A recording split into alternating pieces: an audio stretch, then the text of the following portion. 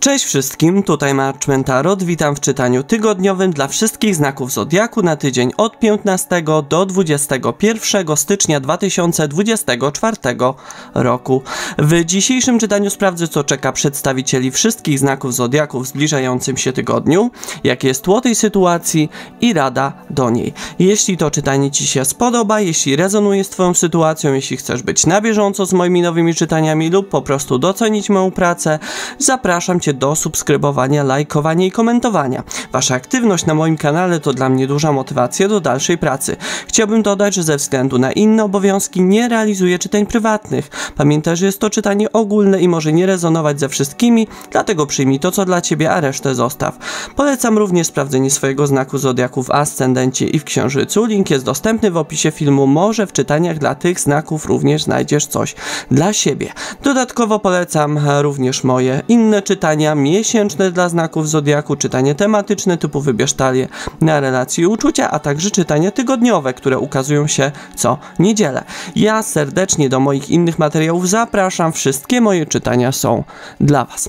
Moi kochani, za chwilę przechodzimy sobie już do poszczególnych znaków Zodiaku, zaczynając od barana, kończąc na rybach po kolei, tak jak jest to właśnie w Zodiaku przyjęte, tak jak zazwyczaj właśnie ta kolejność idzie. Moi kochani, ja dodam tylko, że czasówkę udostępnię w opisie tego filmu, tak żebyście mogli jak najszybciej dotrzeć do czytania, które Was interesuje. Wystarczy, że sobie rozwiniecie opis, wybierzecie znak Zodiaku, Wasz słoneczny, jeżeli macie ochotę także to księżycowy, ascendentalny, może macie ochotę też posłuchać, co u kogoś innego będzie działo się w tym tygodniu. Ja oczywiście Was do tego zachęcam i zapraszam. Natomiast właśnie tam będziecie mogli szybko sobie przechodzić między tymi interesującymi Was znakami Zodiaku. Wystarczy, że sobie klikniecie w czasówkę i tam się będzie zaczynał dany znak Zodiaku. Dobrze, moi kochani, zaczynamy sobie zgodnie z zapowiedzią od zodiakalnych baranów.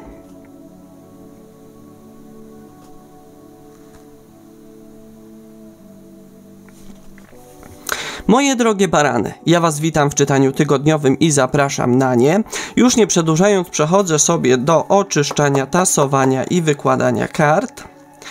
Moi kochani, moje drogie barany, po lewej stronie to, co Was czeka w zbliżającym się tygodniu, po prawej tło tej sytuacji, to czego nie widzisz, doprecyzowanie przyczyny, ale bardzo często też w tych czytaniach tygodniowych pokazuje się odrębna kwestia, mniej lub bardziej powiązana, połączona z tym, co po lewej stronie. Natomiast tuż przede mną w dolnej części ekranu będzie karta rada. Jak się zachować, na co zwrócić uwagę, co powinno być priorytetem, jak się odnieść do danej sytuacji. Zaczynamy sobie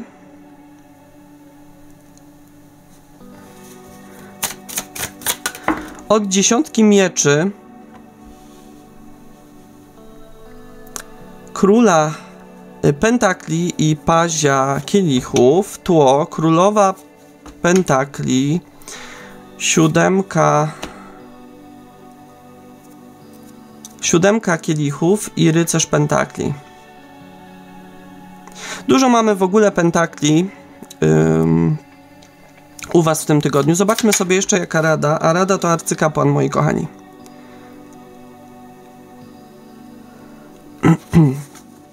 Dobrze, moje kochane barany, przechodzimy sobie już do Waszego czytania. Zaczynamy od lewej strony. Dziesiątka mieczy, król pentakli i paź kielichów.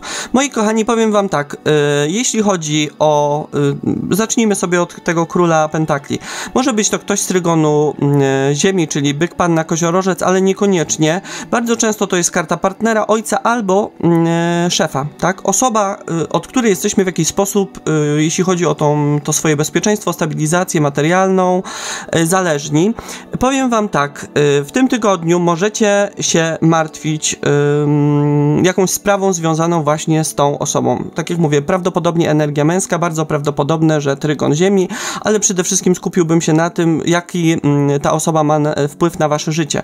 I tak jak mówię, w tym przypadku może to być albo partner, albo ojciec, albo szef. Jakaś sytuacja wywoła w Was niepokój. tak? Możecie się dalej, nie wiem, martwić dalszą współpracą albo dalszym jakimś funkcjonowaniem z tą osobą. Może być pomiędzy wami jakieś nieporozumienie w tym tygodniu, które wy będziecie bardzo mocno możecie przeżywać i będziecie się zastanawiali, co w tym przypadku dalej. Co ciekawe, jako ostatnia karta mamy tutaj pazia kielichów. Może być tak, że sprawa zostanie albo bardzo szybko wyjaśniona, tak, albo zostanie w jakiś sposób sprostowana, może pomimo jakiegoś zgrzytu, jakiegoś nieporozumienia będzie wam okazana jakaś taka życzliwość. Co ciekawe, moi kochani, jeszcze jedna kwestia. 10 mieczy jest to karta też tego, że czujemy, że mamy, jakby nam ktoś wsadził nóż w plecy. Nawet tutaj mamy pokazane 10 mieczy. I może być tak, że w tym tygodniu poczujecie się oszukani przez kogoś, tak? Tak jak mówię, najprawdopodobniej to będzie jeden z tych przedstawicieli, więc jakaś znacząca figura męska, z którą macie jakieś, nie wiem, kwestie materialne, tak? Z którymi łączą was jakieś kwestie właśnie materialne. Natomiast tutaj jakby ta osoba po wszystkim będzie próbowała jakoś może tą sytuację rozruszać, jakbym to nazwał, tak? Zmiękczyć was, doprowadzić do tego, że to zostanie jakby bardzo szybko wyjaśnione, tak? Ta osoba będzie próbowała jakoś wytłumaczyć, natomiast wy poczujecie niesmak i będziecie się tą sytuacją ewidentnie martwić. W kontekście na przykład gdyby to miała być karta waszego szefa, to może być tak, że szef zrobi coś, co wam się nie spodoba, albo co uznacie za jakiegoś pewnego rodzaju niesprawiedliwość w stosunku do was. Może być tak, że na początku roku na przykład szef wam obieca jakieś wolne, tak, w jakiś dzień, albo jakieś, nie wiem, szkolenia, tak, albo będziecie rozmawiać o jakimś awansie, albo jakąś podwyżkę, bo to bardzo często też, szczególnie jako, że mamy tutaj bardzo dużo pentakli, to może też się tyczyć pieniędzy. I może później okaże się, że na przykład pokątnie się dowiecie, że wcale tego nie planuje, tak, co zostało wam obiecane. Wręcz przeciwnie, że będzie próbował się wykręcić. Natomiast w momencie, w którym dowie się, że na przykład wy się o tym dowiedzieliście, tak, albo zorientuje się, że wy już wiecie, jak się sprawy naprawdę mają, to paź kielichów w tym przypadku może mówić o tym, że ta osoba będzie próbowała zadziałać na to, że nie wiem, że dużo na przykład, że długo razem pracujecie. W jakiś sposób, wiecie, takimi dobrymi emocjami przykryć to, co tak naprawdę ta osoba w kontekście jakiejś innej sprawy, w innej sytuacji faktycznie uważa, tak, co tak naprawdę planuje. Także tutaj, moi kochani, to będzie bardzo ciekawa sprawa. Te karty mogą mówić też o tym, że poczujecie się właśnie oszukani, może właśnie też w związku z waszym partnerem albo ojcem, że będzie jakaś sytuacja, w której wy się poczujecie oszukani, w jakiś sposób wykorzystani przez tą osobę. Natomiast ta osoba będzie próbowała jakoś później wam tą sytuację wytłumaczyć, tak? W jakiś sposób może uargumentować swoje działanie. Te karty mogą też mówić o tym, że jeżeli wy się poczujecie oszukani, to jeżeli to będzie wasza energia, ta pazia kielichów, to tak jakbyście sobie powiedzieli, ja sobie jakoś poradzę, tak, okej, zabolało mnie to, nie podoba mi się ta sytuacja, ale już sobie w gorszych sytuacjach, w gorszych momentach życia radziłam, dlatego też to, że ktoś tam w jakiś sposób zachował się wobec mnie nie tak, ja sobie to przetrawię, przemyślę, co w tej sytuacji zrobić i będę sobie działać dalej, głównie patrząc na własną korzyść, na własne życie, to, co mi się bardziej opłaca.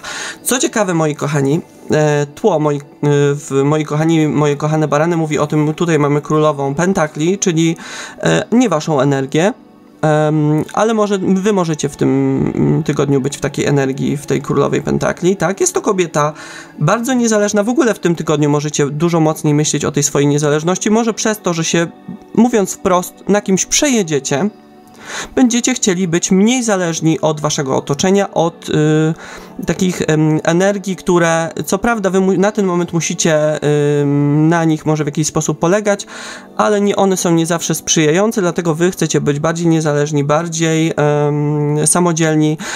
No baran ma to też do siebie, że jest bardzo ambitnym znakiem, bardzo takim prącym do przodu, bardzo często też baran ceni sobie swoją niezależność, tak, pomimo że nie jest to znak ziemski. Natomiast barany mają to do siebie, że one bardzo często najlepiej czują się pracując same. tak? Bo wtedy wtedy polegają tylko na sobie, mogą tak naprawdę rozumieją dlaczego na przykład daną pracę wykonały w taki, a inny sposób, na czym polega ich sposób pracy, tak? I nie muszą domyślać się i polegać też na współpracownikach. Tutaj pozostała energia 7 pucharów, to jest karta wyboru, niezdecydowania pewnej iluzji, tak? I dodatkowo mamy tutaj rycerza monet. Karty, moje kochane barany, w tym tygodniu mogą mówić o tym, że wy będziecie bardzo dużo rozmyślać nad sposobami, żeby mieć więcej środków dostępnych dla siebie, tak, i być bardziej niezależnym. I będziecie bardzo mocno też przyszłościowo myśleć w kontekście pieniążków, tak? Jak zrobić tak, żeby być bardziej niezależny może od tej obecnej pracy, albo w ogóle zacząć coś swojego, bo królowa pentakli to jest też kobieta, która też często bizneswoman, tak? Kobieta, która tak naprawdę sama wybiera swoją drogę, sama jest sobie sterem, żeglarzem, okrętem, tak? Taka, która bardzo często ona dobrze się czuje właśnie pracując sama, mając swoją taką jednoosobową działalność, tak? I która polega tylko i wyłącznie na sobie, bo jest też konsekwentna w swoim działaniu, tak? Bardzo fajnie jest w stanie sobie zorganizować czas, jest bardzo praktyczna. Taka właśnie jest królowa pentakli. I tutaj właśnie wy możecie w tym tygodniu bardzo mocno myśleć nad różnego rodzaju innymi rozwiązaniami zawodowo, nazwałbym to zawodowo materialnymi, tak? Takimi, które miałyby was uniezależnić od zarówno czy to od obecnego pracodawcy, czy to od partnera, czy to od ojca. I tutaj może być tak, że wy będziecie chcieli mieć na przykład to też jest bardzo ciekawe, nawet jeżeli macie na przykład partnera, to chcielibyście mieć większy jakiś własny wpływ, który na przykład zostawialibyście tylko dla siebie, odkładali na czarną godzinę.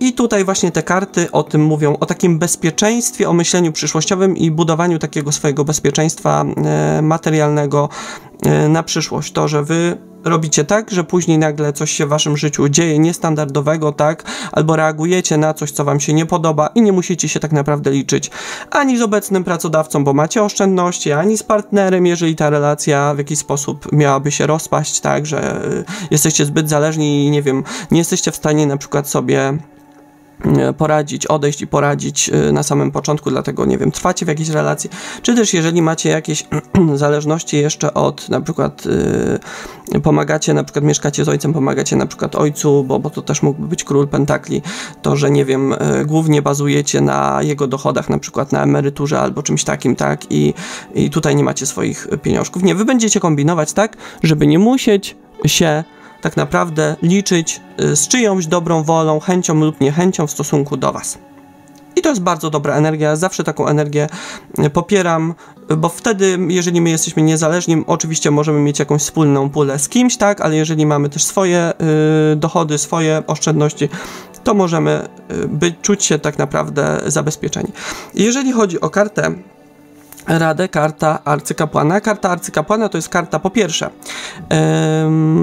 budowanie pewnego spokoju, tak, i powinniście się skupić na tym, jak w swoim życiu, również poprzez budowanie swojego bezpieczeństwa materialnego, uzyskać pewien spokój, tak, że nie jesteście od nikogo zależni, to jest pierwsza rzecz, a druga, żebyście postawili na rozwój własny, tak, również rozwój zawodowy, żebyście szukali sposobów na to, żeby albo te swoje dochody zwiększyć, tak, poprzez na przykład zmianę stanowiska, zmianę obowiązków, albo to też może być poprzez zmianę totalnie nowych umiejętności i stawienie na przykład na właśnie tak, jak robi tutaj to królowa pentakli, na coś swojego, tylko i wyłącznie, tak, gdzie wy jesteście totalnie niezależni od okoliczności, od osób z zewnątrz, tak, i jesteście w stanie tak naprawdę poradzić sobie sami, i to jest właśnie zachęta do tego, żebyście w ten sposób działali. Dobrze, moje kochane barany, ja wam bardzo za to czytanie dziękuję, chciałbym życzyć tobie udanego tygodnia, widzimy się niedługo, pozdrawiam, Marchman Tarot.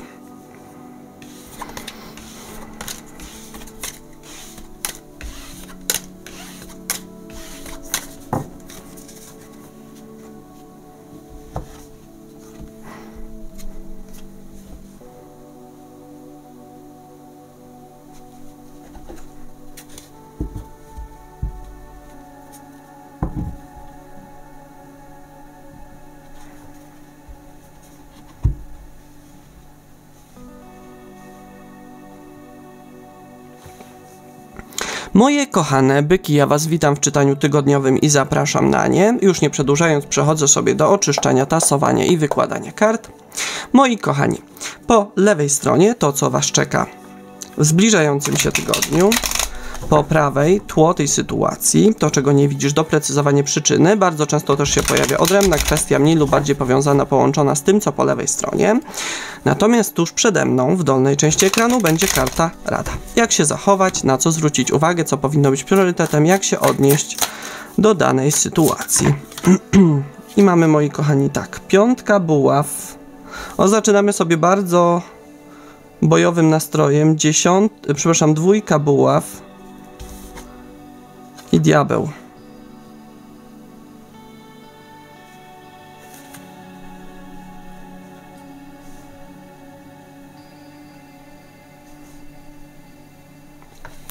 Tło.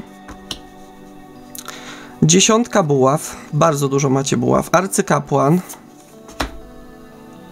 A to karty mi się podobają. Tutaj.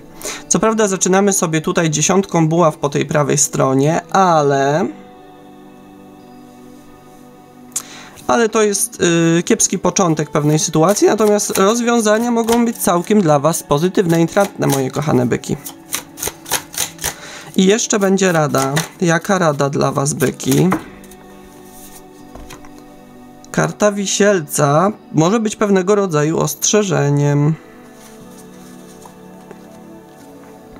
Aż mi się pewne powiedzenie przypomniało, ale to sobie może, jak nie zapomnę, przytoczymy na końcu.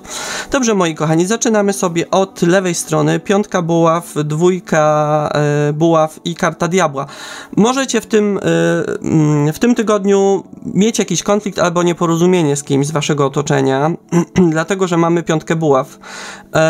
W ogóle w waszym otoczeniu może być, czy to zawodowym, czy to prywatnym, może być nerwowa atmosfera. Karty tutaj pokazują troszeczkę, ja bym powiedział, żeby raczej się chyba w to nie pchać, bo mamy kartę wisielca, czyli powstrzymanie siebie od jakichś konkretnych działań w ogóle w tym tygodniu w kontekście tego, co się dzieje wokół, tak? Natomiast, tak jak mówię, bardzo prawdopodobne, że nie wiem, w miejscu pracy wybuchnie albo jakaś afera, albo ktoś się z kimś pokłóci, albo jeśli chodzi o jakieś obowiązki tam przy podziale, tam będą bardzo duże nieporozumienia. Ja akurat piątkę buław, przez to, że w piątce buław jest zazwyczaj pokazany, jeśli chodzi o tą przepychankę, bardzo duży chaos. Ja to uważam bardzo często za walkę o rację, tak? Kto komu co udowodni, czyje będzie finalnie na wierzchu, gdzie tak naprawdę bardzo często jak człowiek stanie z boku i się zastanowi, to w ogóle to bez sensu jest, tak? Bez sensu jest się w to bawić, w to pchać. Także, moi kochani, co ciekawe, bardzo prawdopodobne, że to nieporozumienie, ten konflikt nie będzie dotyczył was, natomiast wy będziecie w energii tej dwójki buław, czyli w energii tego, jak się w tej sytuacji zachować. Może być tak, że was będą próbowali w ten konflikt wepchać, tak? Że będą was pytali o zdanie, przyjdą do was i wiecie, no dobrze, taka sytuacja, a co ty na to na ten temat uważasz? Co ciekawe, moi kochani, diabeł też jest tutaj, więc jakaś osoba będzie próbowała w kontekście tej całej sytuacji wami manipulować. Na przykład przyjdzie do was i na boczku wam powie, bo tak naprawdę to było tak. Nie, bo ta osoba powiedziała bo ta osoba się zachowała tak i jeszcze w tej całej sytuacji powiedziała coś o tobie. A wiecie, jak, moi kochani, jest, tak? Jak ktoś zadziała na to, że, nie wiem, ktoś działa na naszą niekorzyść, tak? Ktoś o nas coś powiedział, to jest wtedy bardzo łatwo nas w tą sytuację wmanewrować. Natomiast może być tak, że ta osoba albo będzie w jakoś mniejszości, albo będzie po prostu cwana i będzie próbowała was zmanipulować po to, żeby was wepchać po swojej stronie w ten cały konflikt, to całe nieporozumienie. Moi kochani, czy to będzie jakaś wasza koleżanka, przyjaciółka, członek rodziny, współpracownica, karty w karcie wisielca mówią, nie rób tego. Nie pchaj się niepotrzebnie w ten konflikt. To nie jest twoja rozgrywka. I też te karty ostrzegają przed tym, żebyście, jeżeli wy w pierwszym momencie, szczególnie jeżeli wy w pierwszym momencie nie będziecie zajmować stanowiska, żebyście później uważali na to tak naprawdę, co usłyszycie i jak ktoś będzie próbował wam tą sytuację przekazać, bo może to zostać z premedytacją przez tą osobę zmanipulowane po to, żebyście wzięli w tym udział, w tej całej przepychance. Ja bym to uznał jakiegoś rodzaju taką maskaradę, tak? Taką kto komu co udowodni, tak? I kto ile osób w to zaangażuje, kto będzie więcej miał swoich sprzymierzeńców. Moi kochani, nie warto. Nie warto, tyle wam powiem. Bo te karty właśnie mówią o tym, że diabeł może z premedytacją próbować was w to pchać i osoba, która przyjdzie do was poopowiadać wam na boczku pewne sytuacje, nawet jeżeli, nie wiem, nie będzie to osoba, może nawet jeżeli ta osoba będzie w miarę taka, której ufacie, to może próbować was po pierwsze wepchać, a po drugie może zmanipulować przekaz, tak, może zmanipulować całą sytuację i finalnie tak naprawdę, gdybyście stali i byli przy tej całej sytuacji, przy tej całej przepychance, tak, to bo bardzo prawdopodobne, że was po prostu fizycznie przy tym nie będzie i bardzo prawdopodobne, że ta osoba, która będzie wam to relacjonować, przeinaczy pewne fakty, doda swoje po prostu 5 groszy po to, żebyście wy byli oburzeni albo po to, żebyście stanęli po którejś ze stron. Co ciekawe, wy w ogóle może być tak, że będziecie się zastanawiać w dwójce buław, jak się w tej sytuacji zachować.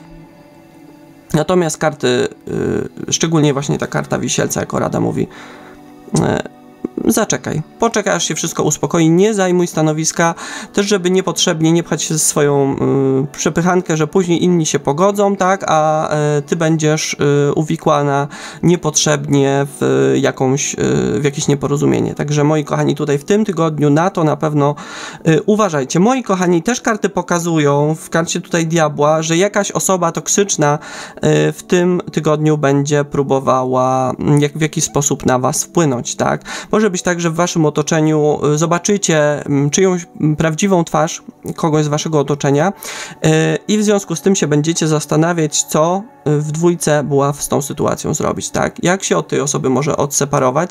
Karty też mówią o tym, żebyście może nie nazbyt, nawet jeżeli się wam czyjeś zachowanie nie spodoba w tym tygodniu, nie nazbyt tak publicznie reagowali, tak, na tą całą sytuację, na działanie tej osoby i nie próbowali wprost wchodzić z nią w jakieś takie przepychanki, tak, w piątce buław. Także moi kochani, unikajcie przede wszystkim w tym tygodniu unikajcie konfliktów niepotrzebnych, bo może być gęsta atmosfera wokół was, może też po prostu, nie wiem, będzie się dużo działo wokół was, tak, może tutaj w pracy może być to taki ciężki, dość wymagający tydzień, no i ludzie po prostu będą dość nerwowi, będą dość nerwowo reagować a od nerwowości, jeżeli się tutaj w małej przestrzeni znajdzie dwie osoby, które będą akurat danego dnia w gorszym stanie psychicznym, tak, będą troszeczkę poddenerwowane, no to jeżeli szczególnie one ze sobą jakoś szczególnie nie przepadają, to też może się pojawić bardzo łatwo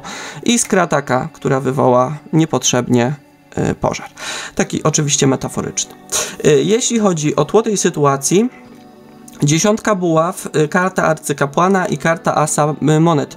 Powiem wam tak, jeśli chodzi o ten tydzień, może być tak, że w tym tygodniu będziecie troszeczkę przytłoczeni tymi obowiązkami, bo 10 buław to jest karta zmęczenia fizycznego, ale przez to też psychicznego sytuacją wokół was, ale karta arcykapłana i karta asa monet mogą mówić albo, że pojawi się jakaś propozycja na jakąś współpracę, albo na jakiś wasz rozwój. Bardzo prawdopodobne, że też jeśli chodzi o te konflikty, to będzie chodziło też może o jakiś o jakiegoś klienta na przykład, którego będzie można dostać, tak, jeżeli tutaj współpracujecie na przykład w firmie z konkretnymi klientami. Może też chodzić o to, że będzie chodziło o jakiś awans, bo arcykapłan w połączeniu z asem monet bardzo często mówi o propozycji albo awansu, albo jakiejś współpracy, albo jakiegoś intratnego projektu klienta, tak, który w pewien sposób jest to wyróżnieniem dla danej osoby i tutaj może właśnie gra o to chodzić w tej całej grze, tak. Natomiast, tak jak mówię, w tym tygodniu możecie być troszeczkę po prostu zmęczeni zarówno tym, co się będzie tą nerwową atmosferą, która będzie się wokół was działa, jak i obowiązkami, może i takimi zawodowymi, może i przy okazji takimi prywatnymi obowiązkami w domu, tak. Natomiast to, co fajne jest tutaj, to karty pokazują, że możecie mieć szansę na to, żeby coś nowego, intratnego, nową propozycję tutaj otrzymać. Powiem wam tak, jeśli chodzi o radę, karta wisielca, nie rób niczego pochopnie.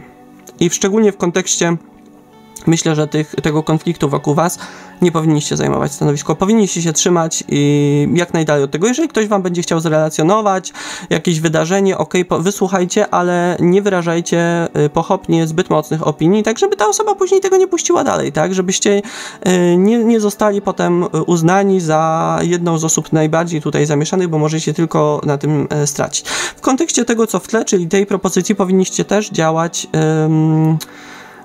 na spokojnie. To, co wcześniej pomyślałem, jak zobaczyłem od razu tą kartę, to powiedzenie, co nagle, to po diable, tak? I tutaj w tej karcie wisielca, zresztą mamy tego tutaj diabła, to powinniście w tym tygodniu też, nawet jeżeli będą do was kierowane jakieś propozycje współpracy, czy też jakiegoś awansu, przemyślcie sobie. Nie dawajcie od razu tutaj znać. Co ciekawe, jeżeli ktoś będzie tutaj zdecydowany na was, to może być też taka propozycja, żebyście w pierwszym momencie nie zdecydowali się na przykład na daną ofertę, bo później, jeżeli troszeczkę zaczekacie, to na przykład będzie ona dla was bardziej korzystna, tak?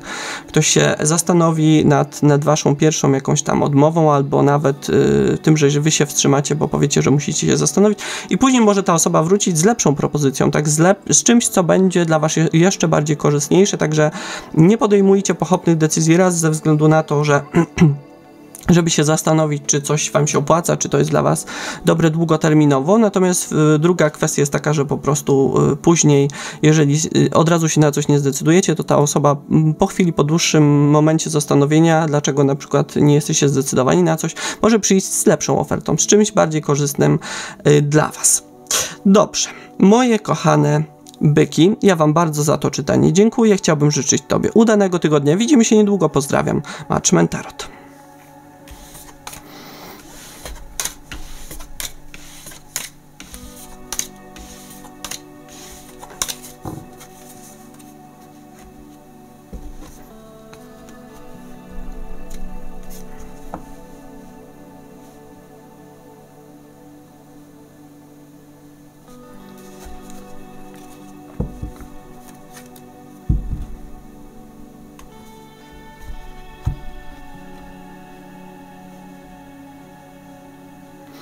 Moje kochane bliźnięta, ja was witam w czytaniu tygodniowym i zapraszam na nie. Już nie przedłużając, przechodzę sobie do oczyszczania, tasowania i wykładania kart.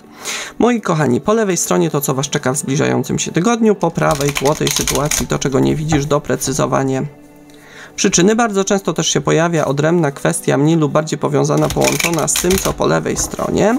Natomiast tuż przede mną, w dolnej części ekranu, będzie karta rada. Jak się zachować, na co zwrócić uwagę, co powinno być priorytetem, jak się odnieść do danej sytuacji. Zaczynamy sobie kartą siły.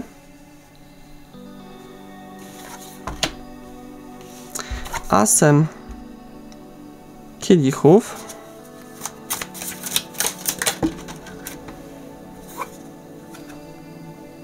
Królową buław.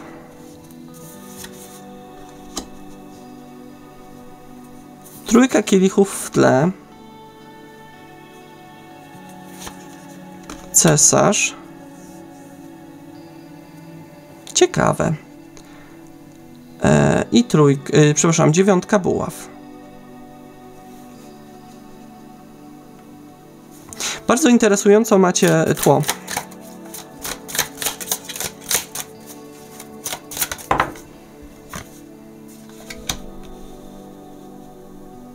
Szóstka monet jako rada. Ok.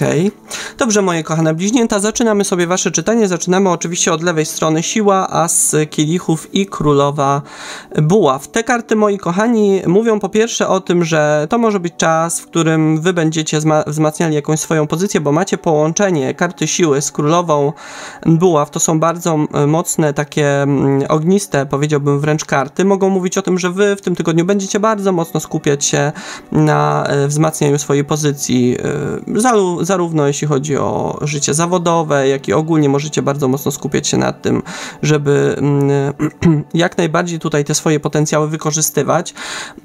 Powiem wam tak, jeśli chodzi o tą królową buław, jest to karta mówiąca o właśnie kobiecie bardzo pewnej siebie, zdeterminowanej, świadomej swoich celów, przekonanej co do właśnie swojego działania. Taka kobieta, która potrafi być asertywna, powiedzieć nie, potrafi być zarówno taka eteryczna, bardzo taka pociągająca, jak i bardzo stanowcza, tak? To są takie, w zależności od sytuacji potrafi właśnie przykuć uwagę, tak? W pewien sposób, ale jest świadoma tego, co jest dla niej niekorzystne i też jest w stanie postawić pewne granice. Okej, moi kochani, a to jest bardzo ciekawe. Powiem wam tak, w kontekście, jeżeli dla osób, które są same albo kogoś poznają w tym czasie, w tym tygodniu karty pokazują, mają też asa kielichów, że jakaś relacja, jakaś znajomość będzie się wzmacniać i wy będziecie starali się siebie pokazać z jednej strony jako taką osobę trochę tajemniczą, tak, taką bardzo kuszącą, mającą wiele do zaoferowania, z drugiej będziecie w stanie powiedzieć, jeżeli coś wam się w zachowaniu tej drugiej osoby nie będzie podobało. Natomiast jeśli chodzi o tą znajomość, jeśli chodzi o tą relację, to będzie to dobry tydzień, bo ta relacja będzie się wzmacniać. Jeśli chodzi o sprawy związane ze sprawami zawodowymi, karty pokazują, że wy możecie w tym tygodniu zostać docenione, tak, bo mamy kartę siły asa pucharów, to są karty mówiące o tym, że jesteśmy docenieni, że jakaś nasza pozycja zawodowa, ale też może właśnie w kontekście jakichś relacji rośnie, a wy tak naprawdę będziecie zdecydowani w tym tygodniu, moje kochane bliźnięta, które czasem, tak wiecie, chciałyby kilka srok za ogon złapać, tak, które czasem tak troszeczkę, trochę tu, trochę tam. Zresztą taki urok bliźniąt, że bardzo często bliźnięta myślą o kilku rzeczach naraz, chciałyby się skupić na kilku projektach, na kilku zadaniach, na kilku celach w jednym momencie, tak, trochę zacząć to, troszeczkę później zająć się tym. Moi kochani, tutaj wygląda na to, że wy w tym tygodniu będziecie zdecydowani, jeśli chodzi o jedną rzecz, o jedną sprawę, tak? I będziecie bardzo mocno swoją, jak sobie coś upatrzycie w tym tygodniu, jak się na czymś skupicie, to będziecie tak naprawdę bardzo mocno w tym kierunku iść i będziecie energię właśnie na tym celu swoim głównym w tym tygodniu poświęcać. W sumie fajna energia. Jeśli chodzi o tło, dziwne jest to tło, bo mamy trójkę pucharów, kartę cesarza i 9 buław. Cesarz w tym przypadku zazwyczaj to jest znacząca figura męska, albo to będzie na przykład szef, albo to będzie partner, tak? Karty pokazują tutaj obok trójkę buław, trójkę kielichów, która jest kartą, ja bym powiedział, z jednej strony jest to karta dobrej zabawy, tak? Więc może tutaj jakaś znacząca figura męska tutaj w tym tygodniu mieć taki czas, w którym będzie w jakiś sposób z wami coś świętowała, tak? Ale po drugie, trójka pucharów jest niestety, ale też kartą trójkątów emocjonalnych. Jest to też karta nieuczciwości, jest to karta różnego rodzaju przekrętów, ja bym to nazwał, tak?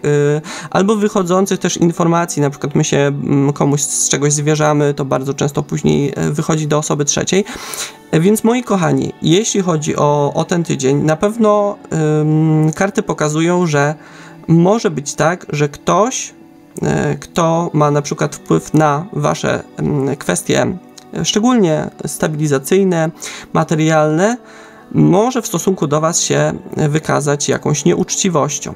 Tak? Może być tak, że z jednej strony, moi kochani, co ciekawe, szef was doceni, ale na przykład za waszymi plecami powie, że jakąś podwyżkę albo awans, który został wam obiecany, to on nie jest do końca przekonany na przykład, tak, albo zacznie z kimś innym na ten temat rozmawiać.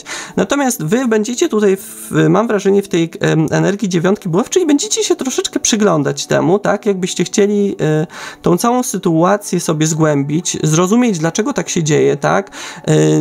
Co ciekawe, i to jest fajne, nie będziecie chyba reagować od razu, tak? Nie będzie tak, że wy w pierwszym momencie pójdziecie, zrobicie awanturę, tak, będziecie się wkurzać, tylko będziecie obserwować, co się będzie działo, tak? Będziecie obserwować tą osobę, która w jakiś sposób w stosunku do was w tym tygodniu może być nieuczciwa, może tutaj w jakiś pokrętny sposób właśnie działać na waszą niekorzyść. Także tutaj bardzo prawdopodobne też, że jeśli chodzi o waszego partnera, tutaj on będzie się w tym tygodniu na przykład bardzo dziwnie zachowywał, tak? Będą tutaj jakieś takie jego zachowania, które będą budziły wasze wątpliwości, wy będziecie się zastanawiać, czy nie dzieje się coś, co warto by było nad tym się mocniej zastanowić, bardziej w to zagłębić, tak? Czy tutaj wasz partner nie robi czegoś, co by wam się po prostu nie spodobało, tak? Wy będziecie w ogóle jacyś tacy, moje kochane bliźnięta, w tym tygodniu w takiej energii właśnie 9 Puław, czyli takiego bardzo mocnego obserwowania waszego otoczenia, tak? Będziecie starali się zrozumieć zachowanie niektórych ludzi. Tak jak mówię, karty ostrzegają przed tym, że ktoś z waszego otoczenia w tym tygodniu może być jakiś, nazwałbym to, albo nie do końca udowodni wam dyskrecję, tak, w stosunku do was, albo to będzie właśnie taka energia, kiedy ktoś będzie coś za waszymi plecami robił, co ja bym powiedział, że to nie będzie do końca dla was korzystne, tak, o czym ta osoba nie chce od początku, żebyście wiedzieli, natomiast ja mam wrażenie, że wy bardzo szybko wybadacie sprawę i będziecie 9 Buław się po prostu temu przyglądać, tak, będziecie starali się dowiedzieć więcej. Troszeczkę możecie się w tym tygodniu bawić w detektywa, tak? Będziecie chcieli jak najwięcej tutaj wiedzieć.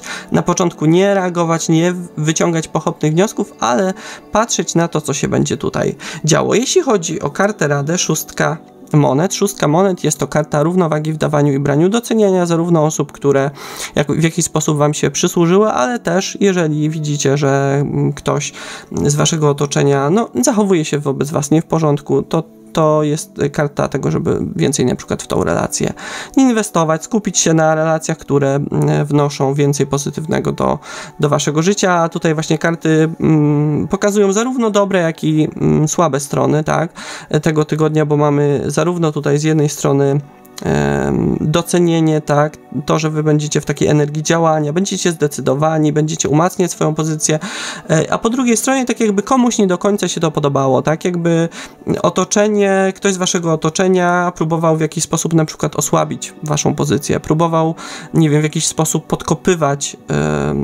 to, w czym wy będziecie się w tym tygodniu zajmować, tak, i tutaj za waszymi plecami mogą pewne rzeczy się dziać, natomiast wy będziecie tak na spokojnie obserwować.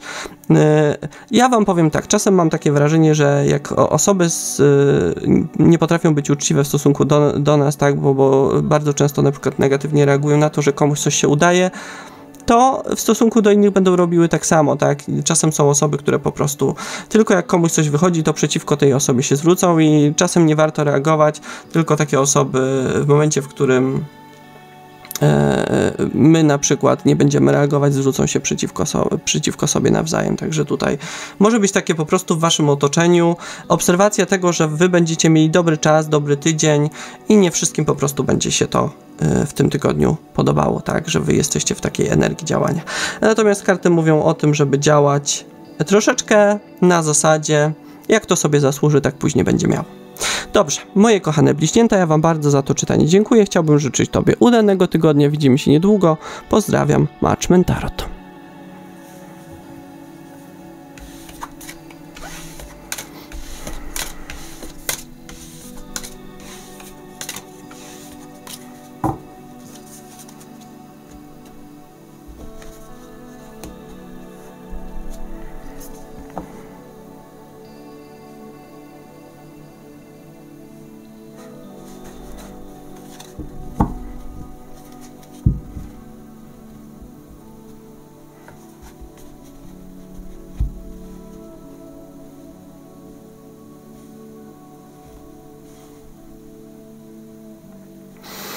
Moje kochane raki, ja was witam w czytaniu tygodniowym i zapraszam na nie. Już nie przedłużając, przechodzę sobie do oczyszczenia, tasowania i wykładania kart. Moi kochani, po lewej stronie to, co was czeka w zbliżającym się tygodniu, po prawej tło tej sytuacji, to, czego nie widzisz, doprecyzowanie przyczyny. Bardzo często też się pojawia odrębna kwestia, mniej lub bardziej powiązana, połączona z tym, co po lewej stronie. Natomiast tuż przede mną, w dolnej części ekranu, będzie karta Rada. Jak się zachować, na co zwrócić uwagę, co powinno być priorytetem, jak się odnieść do danej sytuacji.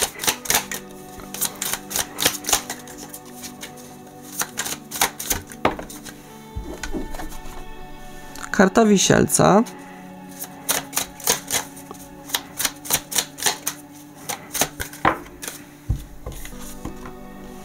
Karta Rydwanu.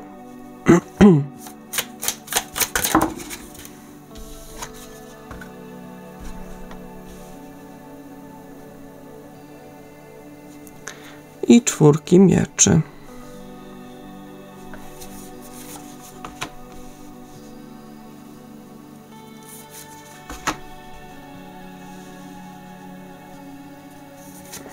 W tle 8 buław, as mieczy, 5 buław.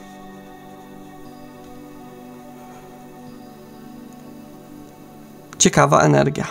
O, w tle tutaj się dzieje. I rada.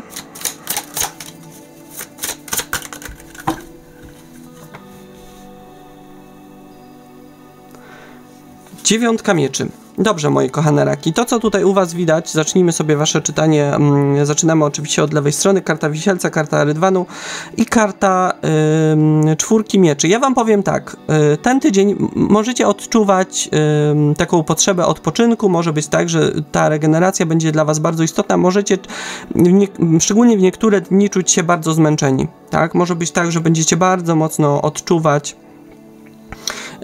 potrzebę właśnie takiego faktycznie nie tylko wyspania się, ale takiego po prostu psychicznego zregenerowania siebie, bo mamy tutaj właśnie kartę 4 mieczy, która jest zarówno kartą odpowiedniej ilości snu, odpoczynku, zresztą tak tutaj tak ta osoba na tej karcie śpi, tak ona tutaj odpoczywa, ale to też jest potrzeba regeneracji psychicznej, tak, która często odbywa się właśnie poprzez jakieś wyciszenie, poprzez troszeczkę czasu dla siebie, tak, poprzez medytację, różnego rodzaju praktyki, które doprowadzają do tego, że my się czujemy, jakbyśmy tutaj byli w stanie sami się odłączyć od stresu dnia codziennego. Ale te dwie karty, karta wisielca i karta rydwanu, one są bardzo przeciwstawne i one mogą mówić o tym, że wy w tym tygodniu będziecie mieli bardzo ciekawą sytuację, bo będziecie mieli dni, w którym właściwie nic się nie będzie działo, tak, na przykład w pracy. Jednego dnia będzie tak, że będziecie mieli, no tak powiedzmy, że troszeczkę spokojniejszy czas, natomiast chwilę później będzie tutaj właśnie w karcie rydwanu bardzo dużo się działo i może tutaj dochodzić do pewnego rodzaju chaosu. To mi się troszeczkę kojarzy, moi kochani, tak z handlem, ze sklepami tak na przykład, tak? W momencie, w którym przez chwilę czasem jest spokój, tak, a nagle później przychodzi fala klientów, tak, i nagle robi się jedna wielka kolejka, potem się to rozładowuje i znowu jest spokój, tak, i znowu jest taki moment wytchnienia, a potem znowu i tak dalej. I w tym tygodniu właśnie u was tak może być, tak, że będą chwile, w których wy będziecie mieli troszeczkę więcej odpoczynku, a później na przykład, jeżeli dla porównania pracujecie w call center, na przykład do pewnego momentu będziecie się nudzić, a później nagle tych telefonów będzie więcej, tak, będzie trzeba mocniej się tutaj skupić i wy możecie być w pewnym momencie wycieńczeni. Poza tym ja też uważam, że zawsze lepsza jest praca taka jednym tempem, tak, gdzie możemy sobie to dopasować do jakiegoś swojego takiego poziomu pracy i nie jest to taka właśnie taka praca szarpana, że chwilę praktycznie nic nie robimy, a później nagle musimy wchodzić na najwyższe obroty i tak co chwila, tak?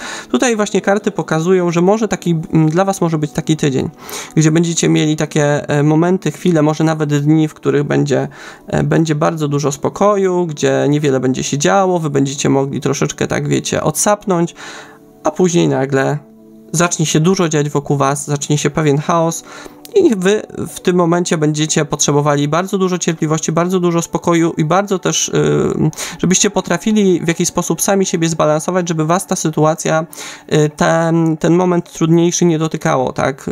Nie doprowadzało, nie wyprowadzało was to z równowagi. Tak? Także moi kochani, ten tydzień, jeśli chodzi o tempo pracy, jeśli chodzi o to, co się wokół was dzieje, może być taki nierównomierny. Jeśli chodzi o tło, jest bardzo ciekawa sytuacja. Od początku to powiedziałem, ja wiem. 8 buław, as mieczy i 5 buław. W tym tygodniu bardzo prawdopodobne, że przyjdą do was jakieś wiadomości, jakieś informacje. Mogą być to informacje zarówno na przykład dotyczące jakiejś sytuacji formalnej, tak? Może być też tak, że na przykład przyjdą do was jakieś plotki dotyczące waszej osoby. Usłyszycie, że ktoś coś podobne na wasz temat powiedział. As mieczy może mówić o tym, że wy będziecie chcieli sprawę wyjaśnić od razu. tak? Bo to jest postawienie szczerze sytuacji i tych informacji, wytłumaczenie, najczęściej to jest wytłumaczenie u źródła, ten as mieczy, tak? Czyli coś usłyszę, czegoś się dowiem, na przykład dostanę jakieś pismo z urzędu, postanowię od razu to pójść i wyjaśnić, albo usłyszę, że ktoś coś na mój temat powiedział, postanowię, że... Zresztą raki to jest taki znak, który niekoniecznie lubi plotkowanie, niekoniecznie lubi, też nie do końca wierzy ludziom, którzy dużo plotkują, tak? Czasem woli sobie pewne rzeczy wyjaśnić bezpośrednio u źródła, tak? Nie lubi też mieć wrogów, bo rak to raczej taki właśnie znak, dość taki dobry dla ludzi wokół, tak? Dość taki troskliwy, nie lubiący też niepotrzebnych sporów i właśnie tutaj as mieczy mówi o tym, że wy będziecie chcieli te informacje, które będą do was dochodziły, wyjaśnić od razu, tak? Postawić sprawę jasno, pójść dopytać u źródła. Ale mamy tutaj piątkę buław.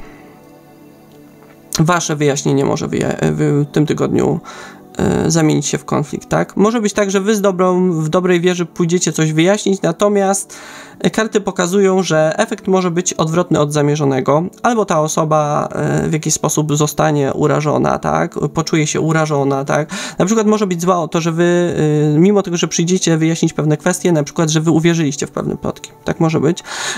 Co ciekawe, jeżeli chodzi o na przykład kwestie urzędowe, to może być tak, że wy postanowicie na przykład, bo as mieczy to też jest postawienie sprawy jasno i walka o swoje bardzo często, i może być tak, że wy postanowicie na przykład w urzędzie załatwić pewną sprawę, no i traficie na przykład na oporną urzędniczkę. Tak to nazwijmy, tak? Osobę, która może niekoniecznie być w dobrym humorze od początku, a później tak naprawdę nie uda wam się czegoś załatwić, bo ta osoba w cudzysłowie w okienku będzie robiła raczej na przekór, tak? Będzie chciała, a to powie, a to jeszcze trzeba takie podanie tutaj wypełnić, a to jeszcze taki wniosek, tak? Ale co mi pani tu przychodzi nieprzygotowana, tak? Wiecie, to takie teksty, jeżeli pani chce coś załatwić, to pani musi mieć odpowiednie dokumenty, wy powiecie na przykład, że w tym momencie, no nie wiedzieliście, że tak trzeba, a ta osoba, no przecież w internecie wszystko jest. Możecie po prostu trafić też w momencie, w którym będziecie chcieli coś wyjaśnić, na czyjś zły humor. I karty pokazują to, że nie warto się z tą osobą, jeżeli zobaczycie, że osoba, do której przyjdziecie coś wyjaśnić, tak, coś załatwić, jest w złym humorze, to karty podpowiadają, żeby nie ciągnąć tego tematu, może albo poczekać, albo pójść po prostu kiedy indziej, albo po prostu, jeżeli widzicie, że ktoś ma takie nastawienie do was negatywnie, to po co w ogóle z tą osobą rozmawiać, tak? Często też trzeba lepiej sobie oszczędzić nerwów, tak, dać sobie ten spokój, ten komfort i bez jakichś przepychanek próbować. Na przykład, jeżeli widzicie, że wy chcecie z kimś wyjaśnić jakąś plotkę, a ta osoba jest negatywnie nastawiona, no to najprawdopodobniej coś w tej plotce musi być. A jeśli chodzi o sprawy urzędowe, to też jest opcja albo pójść po prostu do innego urzędnika, albo załatwić na przykład zdalnie, tak, przez internet, wysłać jakiś wniosek i nie musieć się kopać, że najpierw poczytać, a potem sobie załatwić coś zdalnie i nie musieć się kopać z urzędniczką akurat, która tego dnia ma gorszy humor, tak? Jeśli chodzi o radę, dziewiątka mieczy, nie martwcie się na zapas. Na pewno. Nie pozwalajcie na to, żeby wasze otoczenie wpływało na to, jak wy się czujecie, żeby stres oddziaływywał, chyba dobrze powiedziałem, moi kochani, przepraszam, na wasze samopoczucie, na to, jak wy się czujecie, tak? Po pierwsze, i to jest też pokazane w czwórce mieczy, żebyście potrafili odłączać stres od was, tak, żeby to nie było tak, że stres wpływa na to i problemy dnia codziennego, że wy nie jesteście w stanie usnąć, nie jesteście w stanie się odstresować, odseparować od tego, co się działo przez cały dzień, tak? I tu ta karta mówi, żebyście zadbali o regulację poziomu stresu, tak? I o odpowiednią ilość takiego zdrowego, dobrego jakościowo odpoczynku, tak? Bo tutaj mamy tą dziewiątkę mieczy.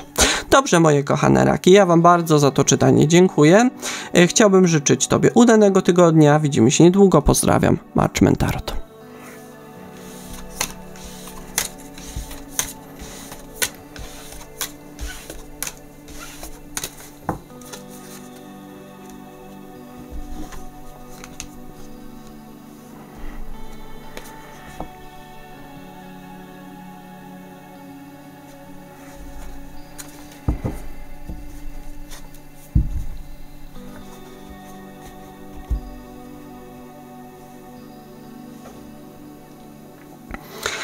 Moje kochane lwy, ja Was witam w czytaniu tygodniowym i zapraszam na nie. Już nie przedłużając, przechodzę sobie do oczyszczania, tasowania i wykładania kart. Moi kochani, po lewej stronie to, co Was czeka w zbliżającym się tygodniu.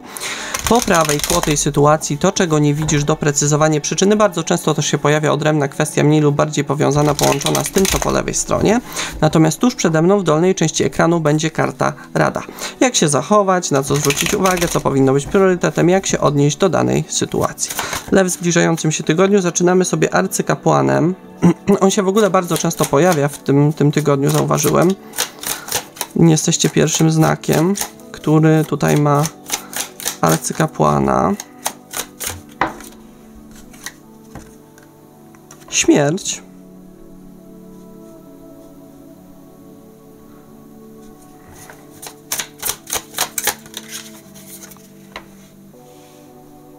Piątka kielichów. Tło. Trójka buław. Królowa pentakli. Ósemka mieczy.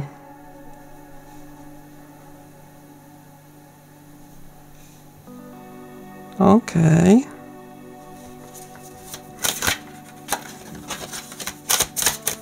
I rada.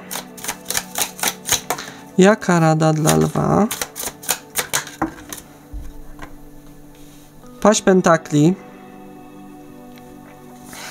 Dobrze, moi kochani, zaczynamy sobie wasze czytanie. Zaczynamy od lewej strony. Arcykapłan, śmierć i piątka kielichów. Moi kochani, karty tutaj pokazują, że wy w tym tygodniu możecie bardzo mocno skupiać się na swoim wnętrzu. Możecie bardzo mocno skupiać się na swojej przeszłości też, na poradzeniu sobie z jakimiś wydarzeniami. Może to być czas jakiejś takiej waszej odnowy wewnętrznej, jakiejś takiej transformacji, bo mamy tutaj karty o tym świadczące, czyli kartę arcykapłana, kartę wzrostu, kartę, to też mi się bardzo mocno kojarzy zarówno z rozwojem takim ogólnym, często zawodowym, ale też takim rozwojem wewnętrznym, tak? Poza tym mamy kartę śmierci, która jest kartą transformacji, tego, że my do czegoś dojrzewamy, w pewnym momencie dochodzimy do tego, że warto by było nad czymś zacząć pracować. Piątka kielichów jest to karta mówiąca o przeszłości, o takim poczuciu, podejściu, że to, co dobre, już jest za mną. Wy możecie albo w tym tygodniu bardzo dużo myśleć o tym, żeby odciąć się od jakiejś przeszłości, poradzić sobie z przeszłością.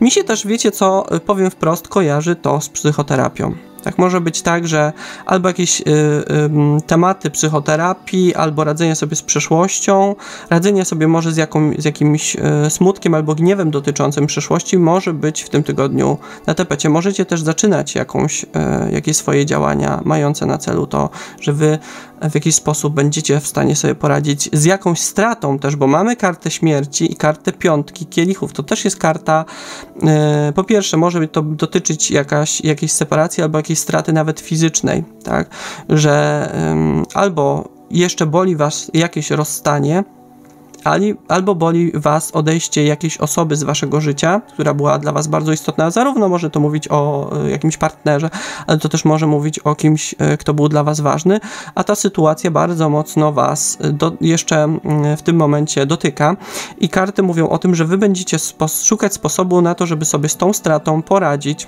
bo mamy kartę arcykapłana. Będziecie szukać takiego sposobu na to, żeby ten żal, ten smutek przeżyć, ale też później sobie poradzić z tym, żeby funkcjonować dalej i też z dużym optymizmem patrzeć w przyszłość, tak? Także mówię, w tym tygodniu jakieś kwestie związane z waszym stanem psychicznym albo z jakąś stratą, ze smutkiem z tym związanym mogą być bardzo mocno na tapecie, tak? Że wy będziecie szukać sposobów na to, żeby to odsunąć, te emocje związane z tym już odsunąć od siebie, bo piątka kielichów jest bardzo trudną energią, taką, która nawet jest tutaj fajnie to adekwatnie pokazane, bo mamy właśnie przed tą osobą 3 rozlane kielichy, czyli to jest ten smutek po przeszłości, za sobą ta osoba ma 2 kielichy pełne. To są właśnie perspektywy, które ta osoba jeszcze w życiu ma i ona może naprawdę z tych 2 kielichów zrobić coś fajnego. Zresztą 2 kielichów to jest karta też budowania relacji nowych. Ale ta osoba tego nie widzi, bo cały czas się skupia na tych 3 rozdanych kielichach, czyli na tym, co w życiu nie wyszło, na tym, co się nie udało, na tym, co tą osobę dotknęło, na wszelkiego rodzaju stratach i smutkach związanych z tymi stratami. Ale wy ewidentnie ten tydzień będziecie chcieli sobie z tym poradzić i szukać sposobów na to, żeby sobie ze smutkami, ze stratami, z ubolewaniem nad tą przeszłością po prostu poradzić. W ogóle może ten tydzień być tygodniem takiej waszej dużej nostalgii na temat tego, co było. Możecie właśnie gdzieś wracać do tej przeszłości, ale ja bym powiedział, że wy chcecie sobie tak ustawić, chcecie, żeby to był ten powrót, to był na zasadzie, dobra, pomyślę na ten temat jeszcze raz, co się wydarzyło i zostawię to za sobą definitywnie raz na zawsze, tak? Wyciągnę to, co mam wyciągnąć, pewne konsekwencje teraz ma to na moje życie, zastanowię się nad tymi konsekwencjami i idę do przodu, tak? I teraz w karcie śmierci to jest karta transformacji nad tym i też pracy nad tym, żeby sobie to przepracować i pójść do przodu. Chociaż tak jak mówię, lew to jest taki naprawdę znak, który ma dużą siłę przebicia, natomiast w tej sytuacji widać, że coś tak jakby bardzo mocno was dotknęło, dlatego też tak do tego podchodzicie.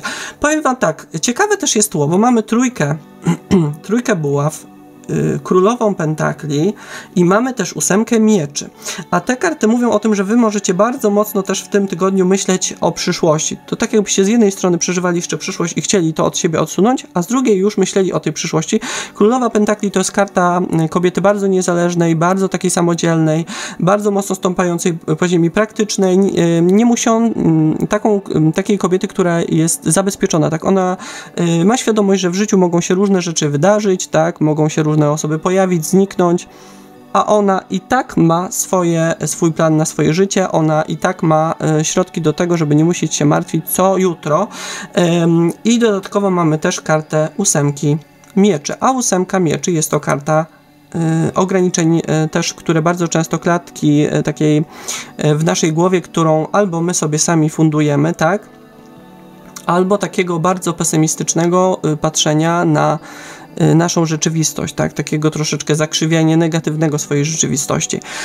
Karty tutaj pokazują, że wy w tym tygodniu możecie, przez to może, że jakaś przeszłość jeszcze na was spływa, tak? Może być tak, że wy będziecie dość mieli taką trudną perspektywę tej waszej teraźniejszości, tak? Będziecie widzieli w niej bardzo dużo takich rzeczy, które was ograniczają, ale przez to, że chcecie, żeby przyszłość wasza wyglądała inaczej, będziecie podejmowali działania w kierunku tego, żeby tą przeszłość zamknąć, tak? Czyli możecie mieć takie poczucie, dobra, przeszłość jest trudna, w tym momencie to na mnie wpływa, troszeczkę ciężko mi sobie z pewnymi rzeczami poradzić, ale muszę pewne rzeczy zmieniać, muszę nad pewnymi rzeczami pracować, bo myślę przyszłościowo. I też, co ciekawe, w tej trójce buław, pomimo tego, że w tym tygodniu możecie być takiej troszeczkę właśnie nostalgicznym nastroju, wy będziecie bardzo mocno patrzyli na przyszłość z nadzieją i wiedzieli, że żeby ta przyszłość, to jest fajne, bo ta królowa pentakli, ona właśnie chce już działać tu i teraz, żeby przyszłość była lepsza, że będziecie też starali się, żeby działać tak, żeby ta przyszłość była lepsza, żeby to nie była tylko nadzieja na przyszłość, której będzie bardzo dużo tutaj właśnie w tym tygodniu, ale żeby faktycznie podejmować konkretne działania w kierunku tego, żeby w przyszłości było lepiej. Jeśli chodzi o radę, no i właśnie trochę to potwierdza to, w jakim kierunku wy chcecie iść w tym tygodniu. Jest to paź pentakli. Działaj z planem, myśl o przyszłości, ale też podejmuj kolejne jakieś małe działania, małe kroczki w kierunku tego, żeby ta przyszłość była lepsza. To bardzo często, jeżeli macie tutaj do czynienia faktycznie po tej lewej stronie z takimi problemami, które czasem was przerastają, to trzeba się zastanowić, czy tym małym kolejnym kroczkiem nie będzie na przykład zwrócenie się o pomoc, tak? Albo poszukanie, chociaż lew to jest bardzo dumny znak, bardzo taki, że bardzo często podchodzi, że ja sam sobie poradzę, tak? Czy nie warto by było tutaj poszukać osoby, która by właśnie specjalisty, który by wam w tym przypadku pomogła, albo osoby bliskie, jeżeli możecie na kogoś liczyć, która też pomogłaby wam popatrzeć na pewną sytuację w inny sposób. Często nasi przyjaciele, tak, jeżeli my się zwierzymy, to ktoś nam powie, ale dlaczego ty tak mówisz, tak? Dlaczego ty tak bardzo pesymistycznie podchodzisz? No dobra, może w przyszłości to i to tamto się wydarzyło, ale od tego czasu udało ci się na przykład bardzo rozwinąć, tak? Zarabiasz 2 razy więcej niż zarabiałaś. I często jest nam tak potrzebna taka osoba, która z zewnątrz popatrzy na naszą sytuację i pokaże i nam tak naprawdę to, czego my nie widzimy, tak? Bo my często poprzez nasze smutki jesteśmy w energii 8 mieczy, czyli takiego bardzo pesymistycznego postrzegania naszej rzeczywistości. A czasami ktoś z zewnątrz po prostu popatrzy i powie wam, ale wiesz co, ale pod tym kątem to ja ci nawet zazdroszczę, tak? Bo to ci się tak fajnie udało. I karty mówią o tym, żeby po pierwsze stawiać kolejne kroczki w kierunku przyszłości, żeby jeszcze ta sytuacja wasza była lepsza, żebyście byli w tej królowej pentakli. A po kolejne, żebyście, jeżeli macie coś, co was ogranicza, nie bali się czasem okazać swoją słabość, bo paść to bardzo często też jest energia dziecka, a dziecko ma to do siebie, że potrzebuje opieki też czasem i potrzebuje wsparcia. Żebyście się nie bali też czasem okazać swoją słabość, chociaż myślę, że dla lwa to może być dosyć trudne, ze względu na to, że lwy są tak bardzo ambitne, tak bardzo do przodu, tak często chowają swoje trudne emocje przed otoczeniem, bo nie chcą pokazać tej swojej słabości. To nawet nie chodzi o to, że nawet boją się, nie wiem, oceny, bo lwy raczej nie mają tak, że bardzo im jakoś mega zależy na czyimś zdaniu, tak, ale same przed sobą nie chcą pokazać tej słabości, nie chcą pokazać, że no w jakiej sytuacji potrzebują tej pomocy, bo mają takie, dobra, ja sobie poradzę. Moi kochani, nie bójcie się też czasem okazać słabości, poprosić o pomoc. I tutaj to, jeżeli chcesz, żeby ta przyszłość właśnie w trójce była lepsza, pomalutku, małe kroczki, tak? A to może jeżeli chcecie mieć taki w przyszłości na przykład zmienić zawód, to może zacznijcie od jakiegoś szkolenia, żeby się przekonać, czy coś jest dla was, tak? A to może jeżeli chcecie zacząć działać w tym kierunku, to może zacznijcie od pomocy, nauczenia się czegoś, takich podstaw i pomocy na przykład waszym przyjaciołom w danym temacie, tak, testowaniem, uczeniem się na waszych znajomych, wiecie, żeby coś praktykować i żeby z czasem to wasza wiedza i umiejętności się rozwijały. Dobrze, moje kochane lwy, ja wam bardzo za to czytanie dziękuję, chciałbym życzyć tobie udanego tygodnia, widzimy się niedługo, pozdrawiam, Marchment Tarot.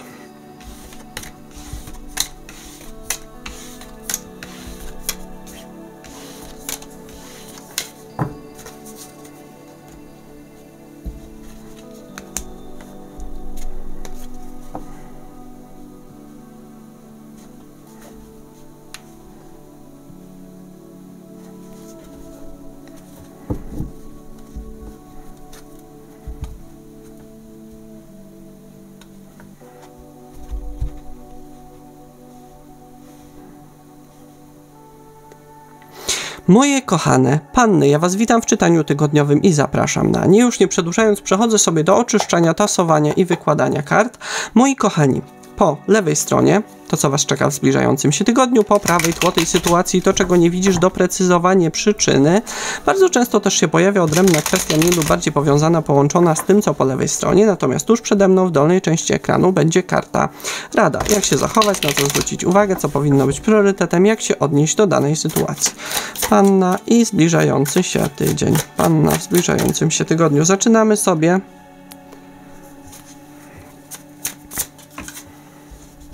dziewiątką monet, szóstką kielichów, ojojojo, szóstka kielichów,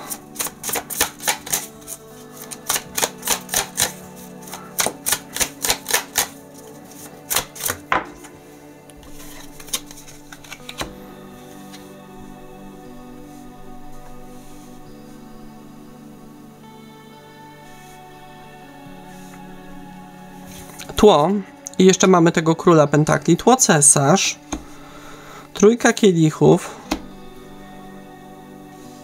dziewiątka mieczy.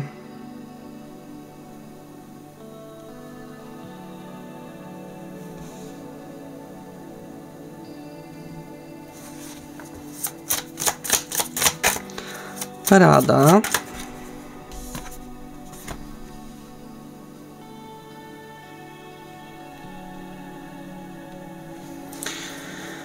Czwórka mieczy. Dobrze, moje kochane panny. Już sobie zaczynamy wasze czytanie. Mamy tutaj 9 pentakli, 6 kielichów i kartę króla pentakli. Karty pokazują, że w tym tygodniu po pierwsze może być to czas, w którym wy będziecie coś chcieli kupić, albo będziecie chcieli zainwestować coś, albo zainwestować również w siebie. Może być tak, że w tym tygodniu też będzie to czas, w którym wy będziecie chcieli troszeczkę zadbać o siebie bardziej, tak, będziecie chcieli coś może w swoim wyglądzie zmienić. 6 pentakli to też jest karta, w której my chcemy, żeby to, na co pracujemy, też dawało nam trochę radości, dawało nam trochę takiej zabawy, tak, takiego poczucia, że życie nie jest tylko po to, żeby harować i myśleć o podstawowych rzeczach.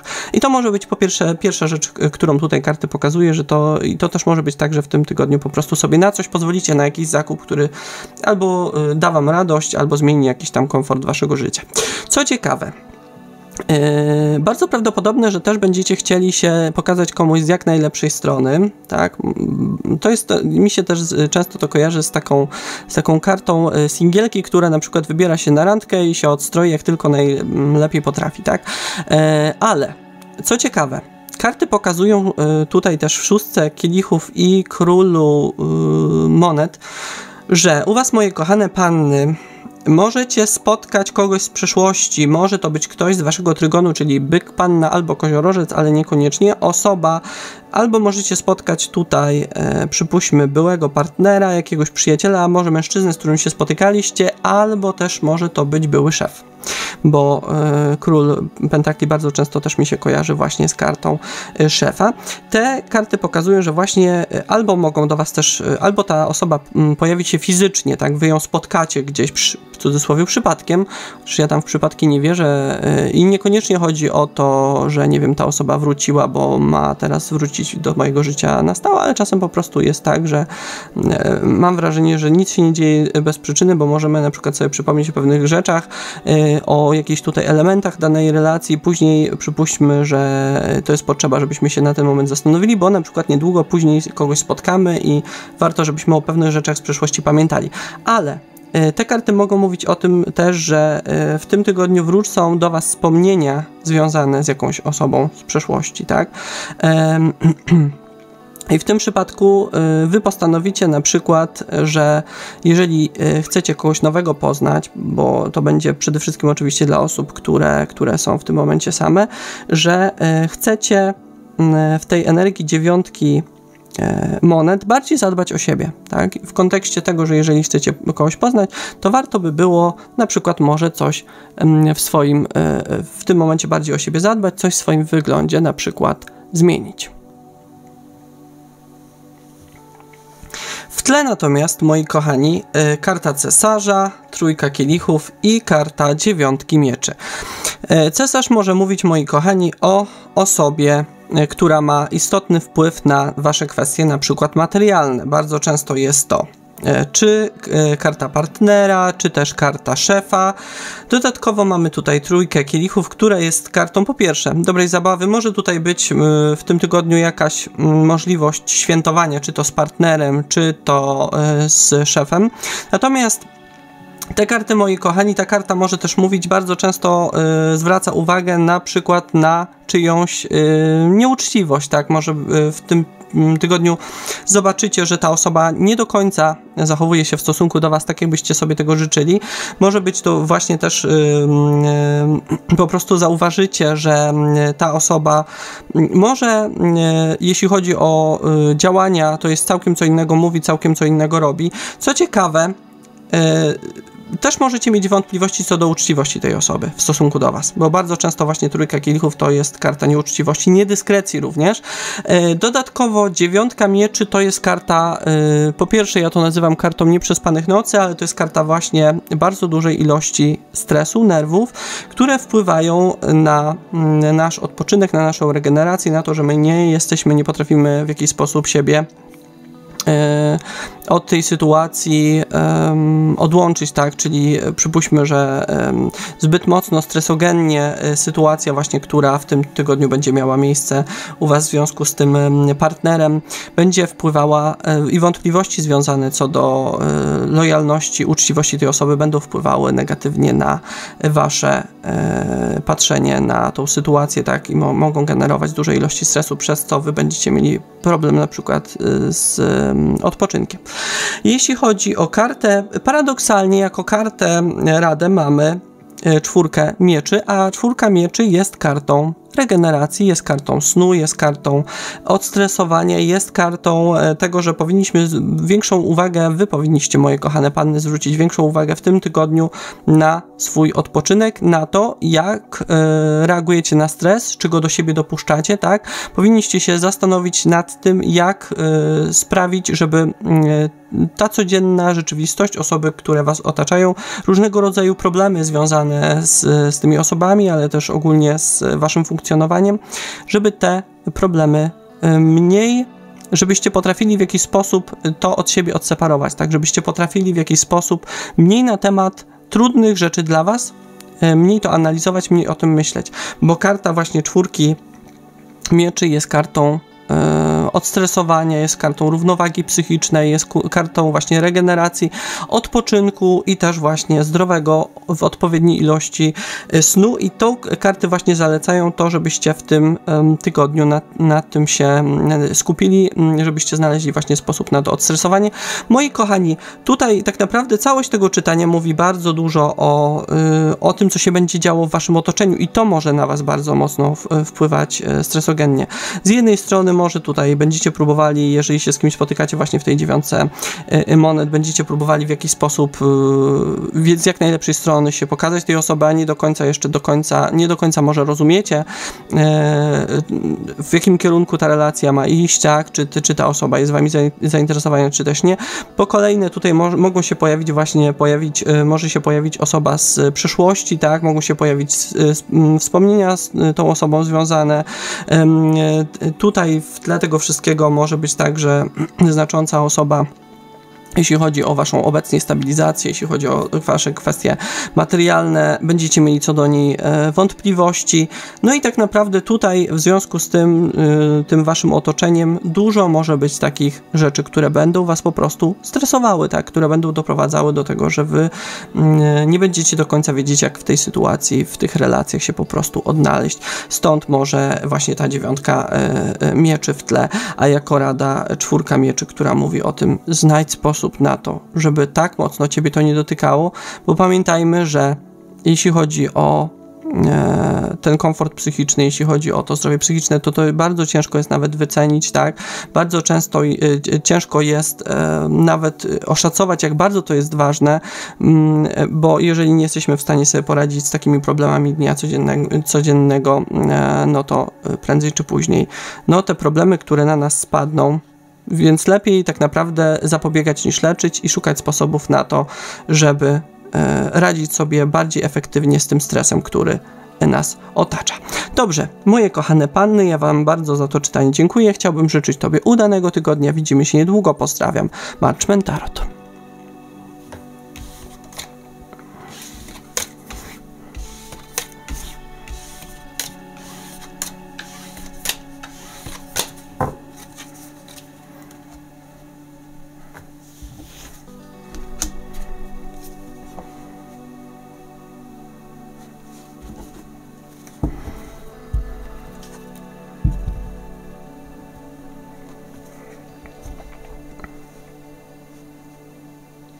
Moje kochane wagi, ja Was witam w czytaniu tygodniowym i zapraszam na nie. Już nie przedłużając, przechodzę sobie do oczyszczania, tasowania i wykładania kart. Moi kochani, po lewej stronie to, co Was czeka w zbliżającym się tygodniu. Po prawej tło tej sytuacji, to, czego nie widzisz, doprecyzowanie przyczyny. Bardzo często też się pojawia odrębna kwestia, mniej lub bardziej powiązana, połączona z tym, co po lewej stronie. Natomiast tuż przede mną, w dolnej części ekranu, będzie karta rada. Jak się zachować, na co zwrócić uwagę, co powinno być priorytetem, jak się odnieść do danej sytuacji. Zaczynamy sobie od dwójki buław, karty decyzji.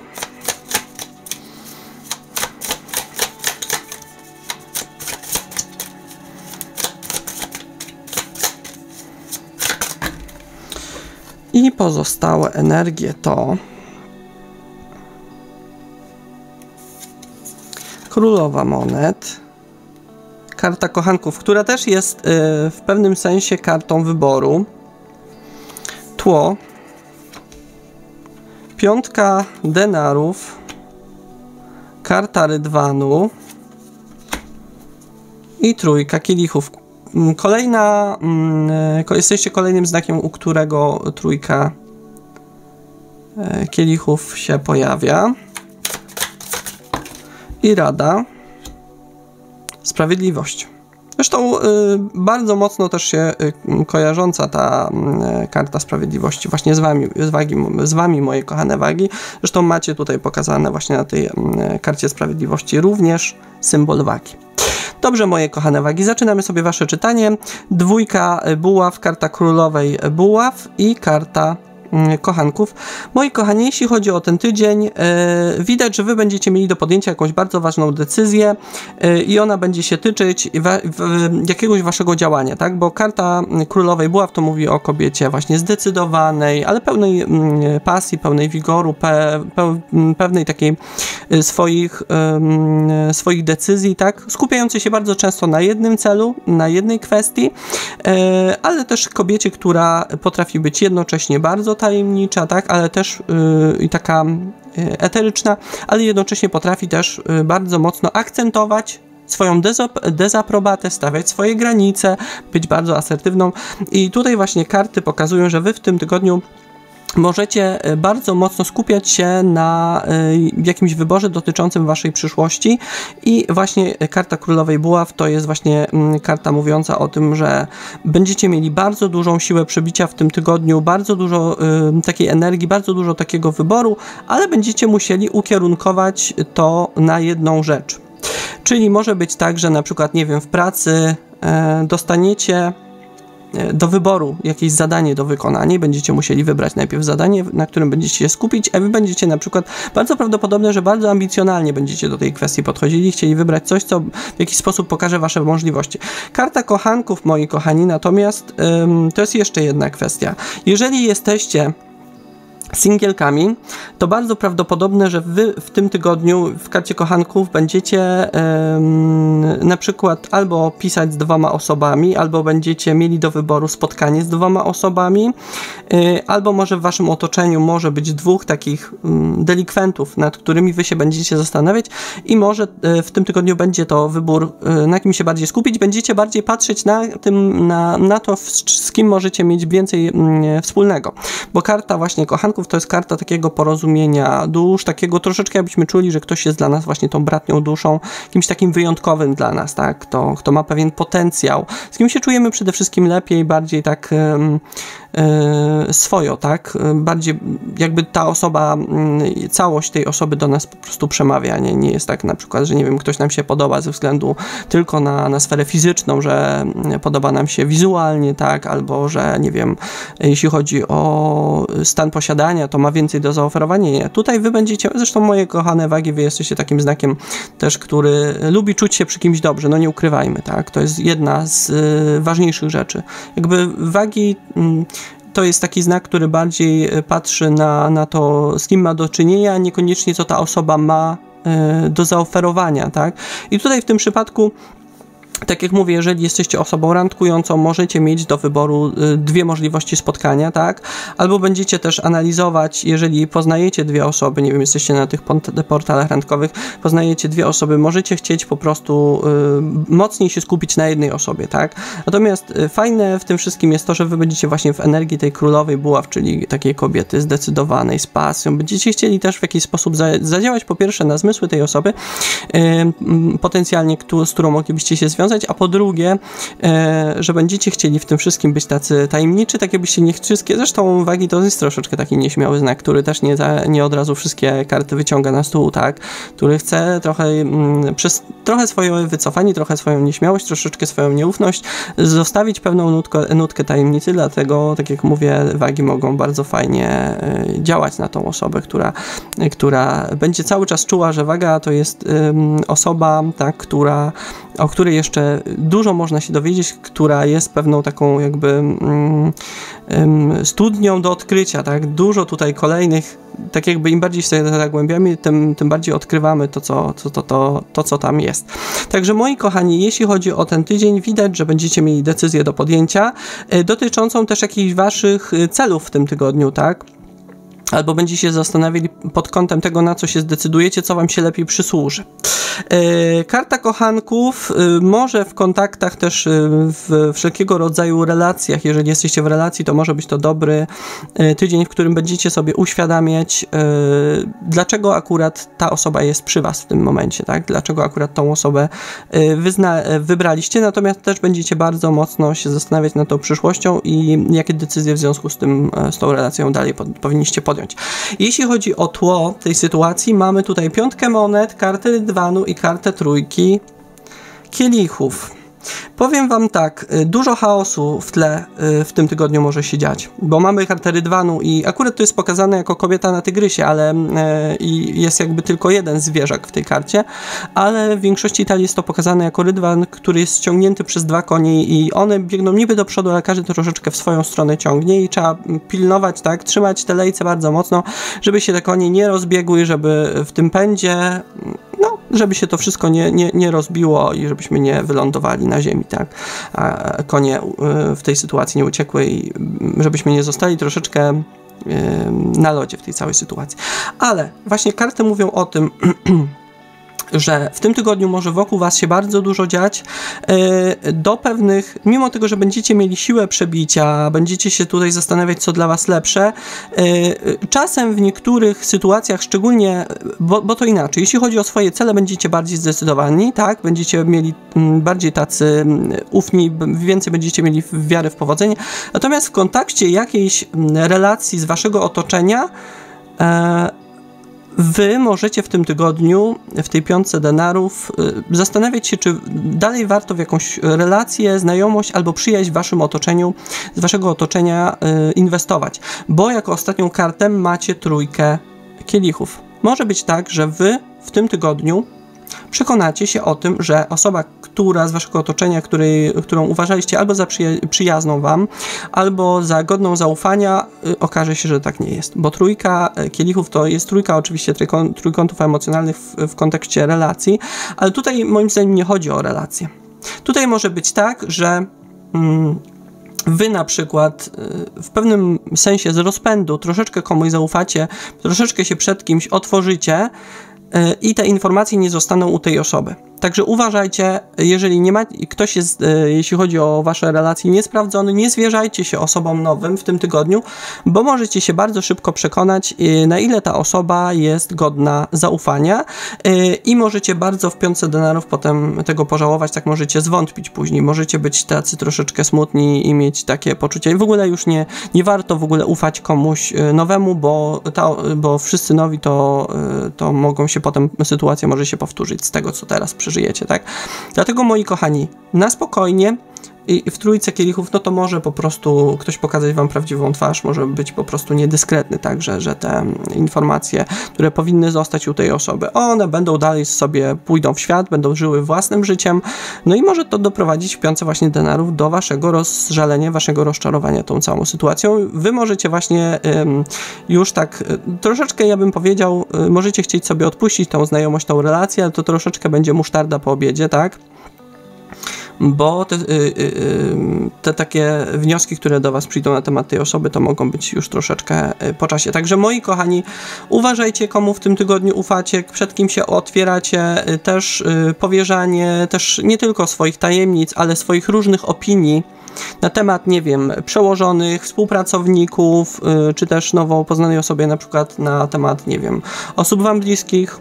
To nie jest dobre rozwiązanie, możecie się bardzo boleśnie na kimś przejechać, tak można to powiedzieć, tak, więc tutaj, natomiast tak jak mówię, karta rydwanu to też może mówić o tym, że wy z rozpędu coś powiecie, tak, z rozpędu się przed kimś otworzycie, chociaż troszeczkę mi to nie pasuje do zodiakalnej wagi, szczerze powiedziawszy, bo wagi to jest raczej znak skryty, tak. Ale tutaj, tak jak mówię, możecie po prostu co do kogoś się bardzo mocno pomylić. Co ciekawe, moi kochani, też może w tym tygodniu być okazja do świętowania czegoś, czy też w pracy będzie jakaś impreza integracyjna, czy też ktoś was zaprosi. Na pewno uważajcie na to, żebyście się nie bawili zbyt dobrze, żebyście później na drugi dzień nie czuli się źle, bo mamy tutaj właśnie trójkę kielichów karty dobrej zabawy, a rydwan to jest rozpędzenie się po prostu w tej dobrej zabawie akurat tej sytuacji. Także moi kochani, jak postanowicie się pobawić, to trzymajcie te ręce, tak, przy sobie, żebyście tutaj nie zrobili czegoś, nie bawili się zbyt dobrze, a drugi dzień nie mieli, tak jak tutaj ten pan w piątce pentakli, po prostu bólu głowy, tak, więc tak to tutaj jest pokazane. No i tak jak mówię, to też jest ostrzeżenie przed inwestowaniem w relacje w pewien sposób niepewne. Jako rada, karta sprawiedliwości. Każdemu według zasług, tak w dużym skrócie, tak, to jest karta o tym mówiąca. Starajcie się w relacjach z otoczeniem, w podejmowaniu decyzji, po pierwsze kierować logiką, kierować waszą wcześniejszą wiedzą, nie kierować się emocjami, bo sprawiedliwość ma to do siebie, że nawet jeżeli jesteśmy zapytani o zdanie, to nie jest tak, że na przykład jeżeli po jednej stronie jest zdanie osoby nam bliskiej, a po drugiej stronie mamy osobę taką, którą może darzymy mniejszą sympatią, ale ta osoba ma więcej racji, to nie powinniśmy się kierować emocjami, tak? Tylko kierować tym, co faktycznie uważamy, w szczery, uczciwy sposób wypowiedzieć swoją opinię. Także moi kochani, jeśli w tym tygodniu będzie taka potrzeba tego, żebyście zajęli jakieś stanowisko, czy też wyrazili swoją opinię, bazujcie tylko i wyłącznie na podstawie swoich przemyśleń, na podstawie swoich doświadczeń. Natomiast w kontekście tego, co się w waszym otoczeniu będzie działo, czyli wybierania na przykład osoby, z którą chcecie rozwijać relacje, czy też zachowania niezbyt uczciwego, niezbyt szczerego kogoś z waszego otoczenia, zachowajcie się tak, jak na to ktoś zasłużył. Niekoniecznie jest to karta zachęcająca do jakiejś mściwości, ale jeżeli ktoś po prostu jest niegodny uwagi naszego inwestowania w tą relację, to po prostu zakończmy, tak? Nie współchwalajmy się dalej z tą osobą, tak żeby tutaj nie tworzyć później kolejnych niepotrzebnych dla nas niekomfortowych sytuacji. Natomiast we wszystkim w tym tygodniu zachowajcie, to też jest karta sprawiedliwości, to też jest karta umiaru, tak? Czyli w dobrej zabawie, w opowiadaniu się po jakiejś ze stron, tak? W określaniu, na przykład tutaj w karcie kochanków, co jest dla was lepsze, na spokojnie, tak, w karcie sprawiedliwości, też przewidując, co dane działanie wam przyniesie.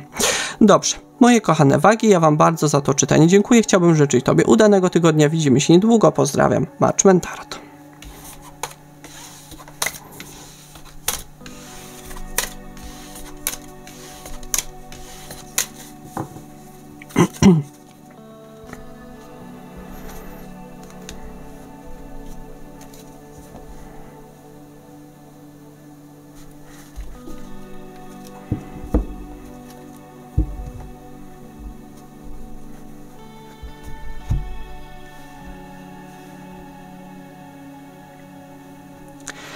Moje kochane skorpiony, ja was witam w czytaniu tygodniowym i zapraszam na nie. Już nie przedłużając, przechodzę sobie do oczyszczania, tasowania i wykładania kart.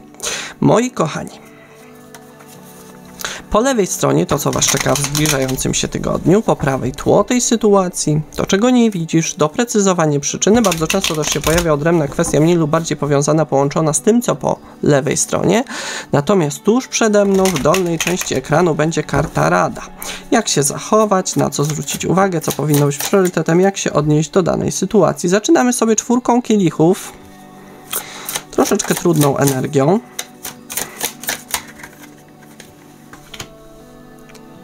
As mieczy.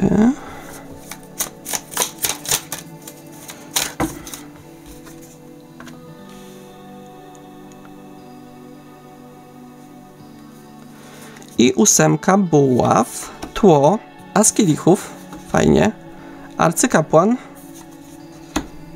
i śmierć.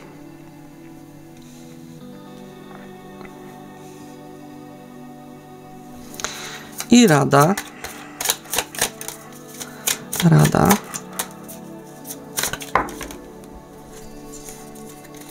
Mamy dwie karty. Karta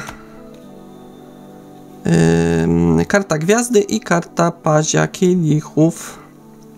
Dobrze, moi kochani, przechodzimy sobie do waszego czytania. Zaczynamy oczywiście od lewej strony. 4 kielichów, as mieczy i 8 buław. Moi kochani, jeśli chodzi o ten tydzień, możecie być zniecierpliwieni jakimś brakiem informacji, możecie czekać na jakieś informacje, na jakieś rozstrzygnięcia i powiem wam tak, one przyjdą.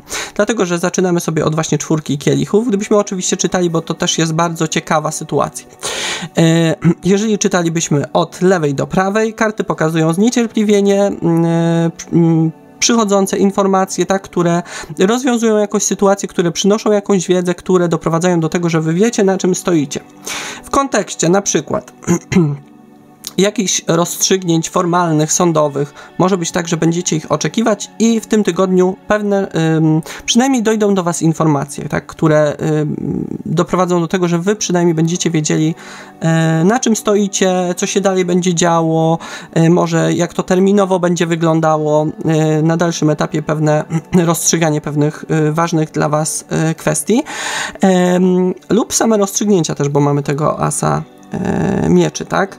Natomiast może być też tak, że wy w tym tygodniu, żeby się tak wydarzyło, bo 4 kielichów, czyli karta zniecierpliwienia, niezadowolenia troszeczkę, może w połączeniu z asem mieczy mówić o tym, że w kwestiach jakichś formalnych albo w kwestiach właśnie urzędowych, sądowych, wy będziecie sami działać ku temu, żeby pewne rzeczy się wydarzały, żeby pewne rzeczy przyspieszyć i faktycznie w momencie, w którym na przykład, nie wiem, albo czekacie też, troszeczkę pomyślałem też o innej kwestii, przypuśćmy, że nie wiem, daliście też, tak na marginesie jako przykład, daliście na przykład do naprawy jakiś swój sprzęt, przypuśćmy laptopa, tak? I długo się nic nie dzieje i nie wiecie, co się dalej dzieje z tą waszą reklamacją i postanawiacie, że ruszycie tą sprawę i wreszcie przyjdą do was informacje, bo wy, na przykład ktoś albo o tym zapomni, albo to gdzieś jakby czas będzie leciał, informacji żadnych nie będzie, bo to gdzieś na przykład ktoś sobie odłoży to zrobienie albo sprawdzenie czegoś na bok, na przykład tego waszego sprzętu. O tym teraz pomyślałem, tak patrząc na te karty. Moi kochani, kolejna kwestia. Gdybyśmy patrzyli na te karty od prawej do lewej, to karty pokazują, że przyjdą w tym tygodniu do was informacje, natomiast wy nie do końca będziecie z nich zadowoleni, z tych rozstrzygnięć, z tych informacji, które do was będą przychodzili. Ale moje kochane skorpionki, wy nie bylibyście tutaj w tym przypadku sobą, gdybyście nie walczyli o swoje. I to będzie wyglądało tak, że nawet jeżeli się dowiecie, informacje, które do was będą przychodziły w tym tygodniu, niezbyt dla was korzystne, to wy tego tak nie zostawicie. Tak?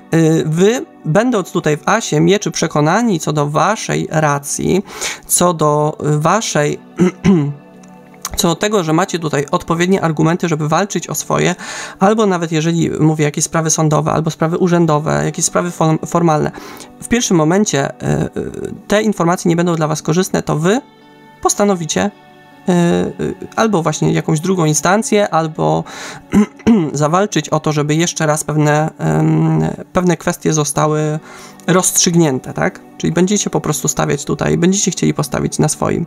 Dlaczego się śmieję, moje kochane skorpiony? Bo skorpiony, moim zdaniem, to już jest taki znak nauczony, że w życiu bardzo często, żeby coś się wydarzyło, to trzeba zawalczyć o to, tak?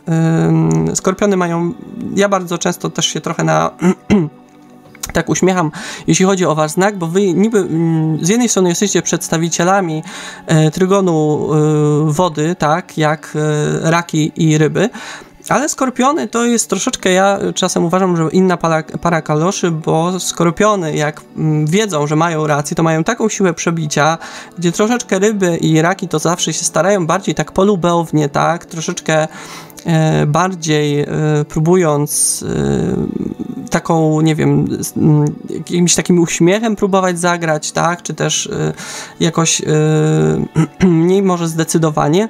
Skorpiony mają w sobie bardzo dużo takiego ognia, tak, bardzo dużo takiego zdecydowania, bardzo często zresztą też mają bardzo mocno temperament i jeżeli mają doświadczenia takie, że jeżeli nie zawalczysz o swoje, to ci się nie uda i tego się w życiu nauczą, to one nie pozwolą na to, żeby ktoś tutaj wygrał ich kosztem, tak to nazwijmy, tak, albo żeby tutaj nie dopiąć sprawy do końca. I tak tutaj karty pokazują, że co by się tutaj nie działo, wy do momentu, w którym nie będziecie zadowoleni z tego, jak pewne rzeczy zostaną rozstrzygnięte, Nie odpuścicie tej sytuacji. I macie taką siłę przebicia tutaj fajną. As mieczy, moi kochani, też jest jeszcze jedna kwestia. Jeżeli w tym tygodniu dowiecie się albo jakichś plotek dotyczących waszej osoby, albo plotek dotyczących jakiegoś waszego otoczenia, to będziecie chcieli wyjaśnić sprawę u źródła. Bo macie właśnie tutaj 8 buław, czyli kartę wiadomości z zewnątrz. Bardzo często też są plotki. Zazwyczaj to są informacje pozytywne, ale to też różnie bywa, bo mamy tutaj tego asa mieczy, czyli stawienie sprawy na ostrzu noża.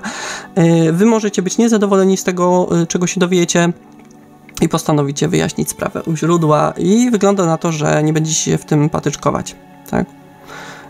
Może być tak, że jak ktoś zacznie na was jakieś niefajne rzeczy gadać, to wy będziecie tacy, powiecie tej osobie, najpierw będziecie chcieli zapytać, jak to właściwie była, czy to jest prawda, a jeżeli zrozumiecie, że ta osoba po prostu nie jest zbyt fajna, tak, to po prostu powiecie tej osobie albo przestaniesz działać na moją niekorzyść, albo spotkasz się faktycznie z moim gniewem prędzej czy później.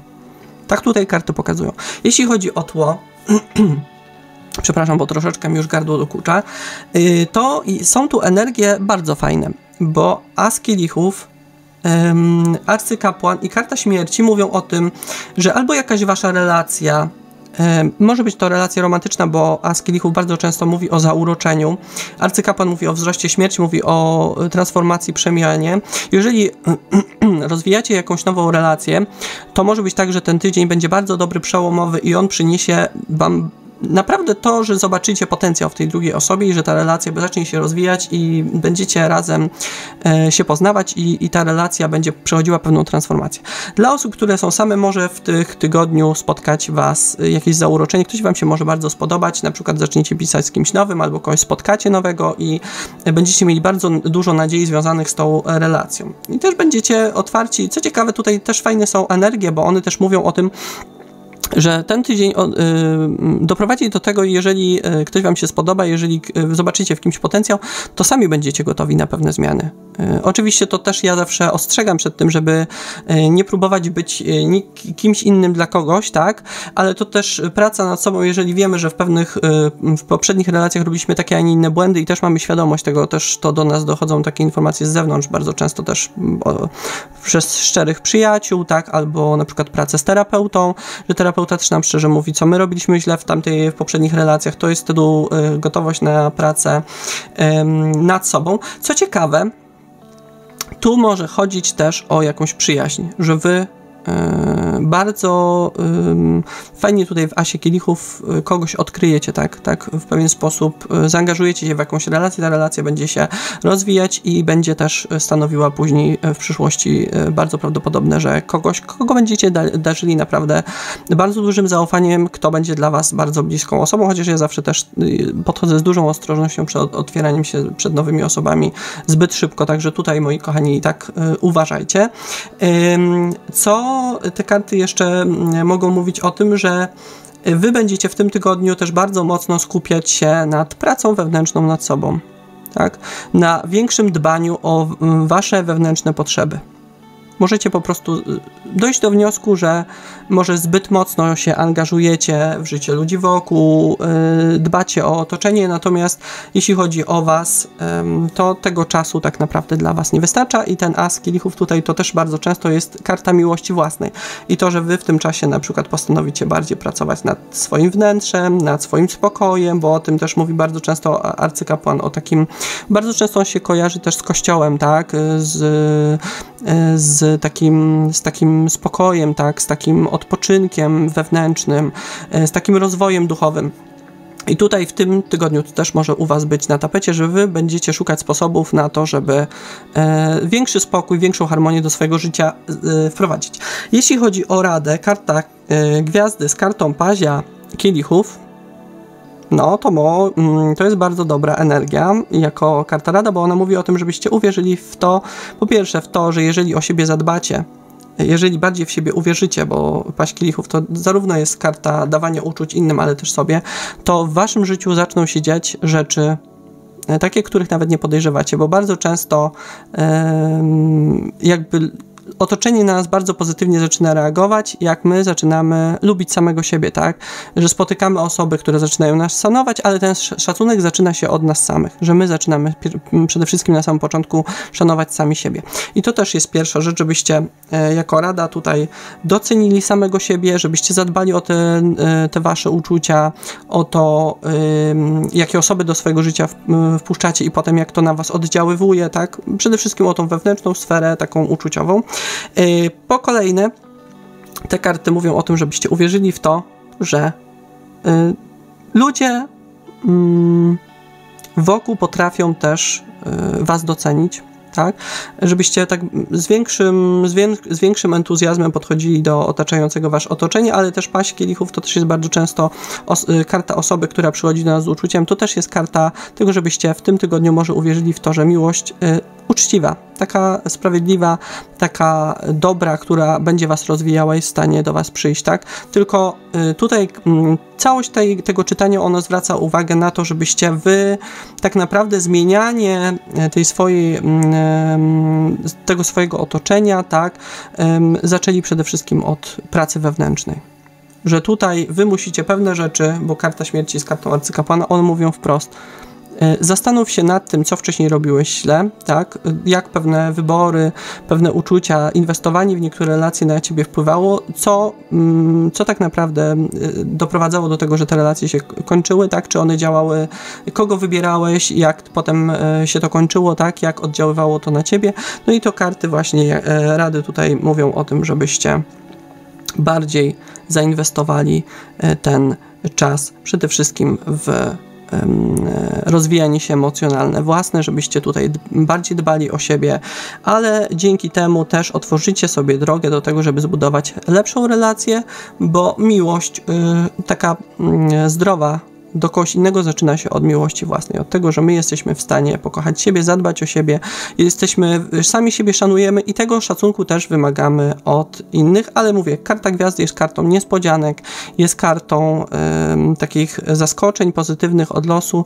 Uwierzcie w to, bo bardzo często też wiele rzeczy się zaczyna od naszej wiary, tak, od tego, jak my podchodzimy do otaczającej nas rzeczywistości, że coś dobrego, że jeszcze takie pozytywne emocje, ludzie pozytywni, którzy będą w stanie was docenić, że to się może jeszcze wydarzyć, że wy musicie z takim większym zaufaniem też do tej przyszłości podchodzić, tak, że jeżeli tylko zobaczycie potencjał, bo też ja mówię, nie zachęcam do tego, żeby kogokolwiek do swojego życia wpuszczać, tylko żeby, nie wiem, nie czuć się samotnym. Jeżeli zobaczycie potencjał, jeżeli zobaczycie, że macie do czynienia po prostu z dobrym człowiekiem, to żebyście byli w stanie jeszcze komuś dać szansę. Dobrze, moje kochane skorpiony, ja wam bardzo za to czytanie dziękuję. Chciałbym życzyć tobie udanego tygodnia. Widzimy się niedługo. Pozdrawiam. Marczmen Tarot.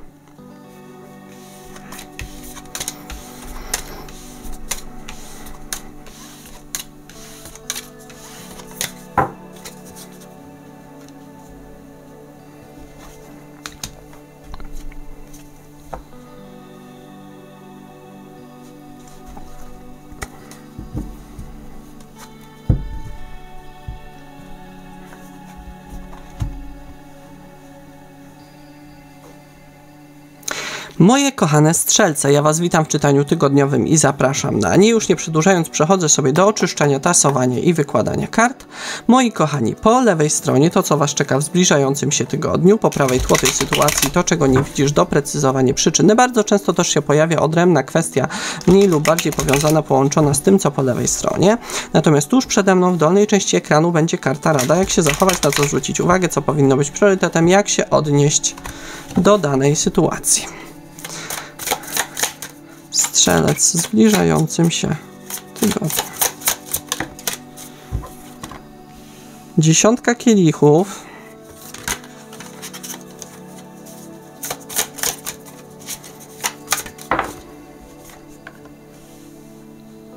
Karta maga. Karta słońca. I już tutaj widzę dwie rzeczy, które to mogą oznaczać. As buław, król mieczy, cesarzowa.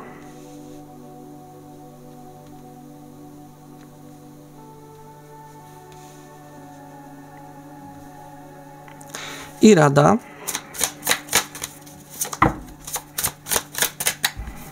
Rada.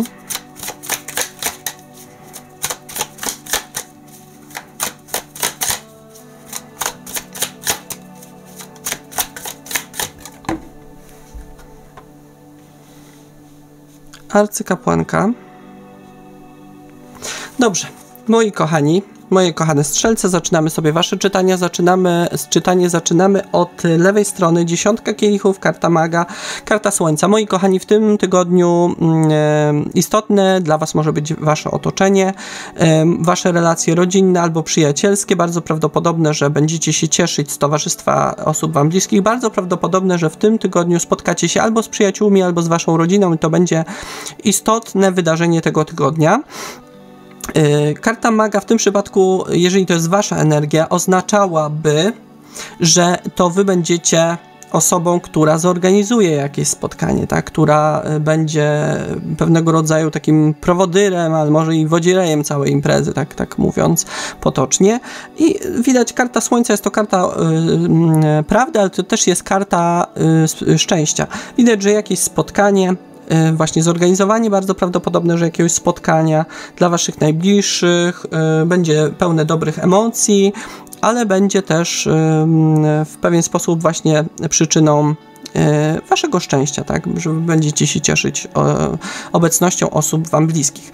Co ciekawe, jeżeli karta maga z kartą słońca nie są waszą energią, tak, szczególnie karta maga nie jest waszą energią, bardzo prawdopodobne, że odkryjecie w waszym otoczeniu w tym tygodniu, ogólnie będziecie raczej w dobrym nastawieniu do waszych najbliższych, ale może być tak, że w jakiejś kwestii, w jakiejś sprawie odkryjecie, że ktoś próbuje wami manipulować dla jakiejś waszej własnej korzyści, bo mag ma to do siebie, że on bardzo często przeinacza fakty.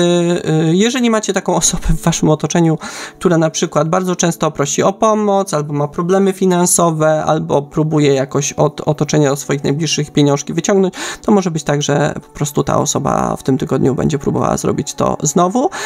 Natomiast taka osoba, która na przykład bardzo często stara siebie stawiać w roli ofiary i osoby pokrzywdzonej, albo często potrzebuje właśnie pieniążków, oczekuje, że jej otoczenie będzie pomagało, albo często pożycza pieniądze, to bardzo prawdopodobne, że taka osoba w tym tygodniu do was się zwróci i się będzie o takie wsparcie prosić. Ale też karta maga po prostu może mówić o tym, że wy w tym tygodniu wśród waszych najbliższych odkryjecie, że ktoś, czasem jedno mówi, drugie robi, albo że w jakiś sposób próbuje manipulować swoim otoczeniem, albo że próbuje coś ugrać kosztem innych, albo na przykład prosi o pomoc, której tak naprawdę nie potrzebuje. Bo karta słońca w tym przypadku oznaczałoby prawdę, tak? Bo tak jak mówię, tak jak większość kart tarota, tak jak karta słońca, ja po pierwsze mówię o prawdzie, po drugie mówię o szczęściu. Natomiast poniekąd uzyskanie pewnej wiedzy i ta prawda też będzie dla was pewnego rodzaju szczęściem, bo w pewien sposób zdemaskujecie to, jak ktoś działa i czy ta osoba jest uczciwa i dla was to też będzie pewnego rodzaju zwycięstwo. Natomiast ogólnie możecie być w tym tygodniu w dobrym nastawieniu, raczej w takim pozytywnym nastroju. Będziecie tak naprawdę bardzo mocno właśnie akcentować i cieszyć się obecnością osób wam bliskich. Jeżeli to by na przykład były natomiast energie związane z pracą, to w tym tygodniu atmosfera w waszym otoczeniu będzie całkiem fajna, pod pewnymi względami nawet bym powiedział delikatnie rodzinna, natomiast odkryjecie w tym tygodniu po prostu, że ktoś na przykład z waszych współpracowników gra na siebie, tak to nazwijmy. Tak, nie jest team player, nie jest taki, że stara się jakby uzyskiwać i pomagać innym, tylko jest to osoba, która może komuś podstawić nogę w przyszłości, jeżeli będzie miała tylko taką okazję. No i też uważajcie na pewno na osoby, które będą w tym tygodniu próbowały wami jakoś tam manipulować i wam przedstawiać swoją sytuację, znaczy inaczej, rzeczywistość waszej sytuacji, tak?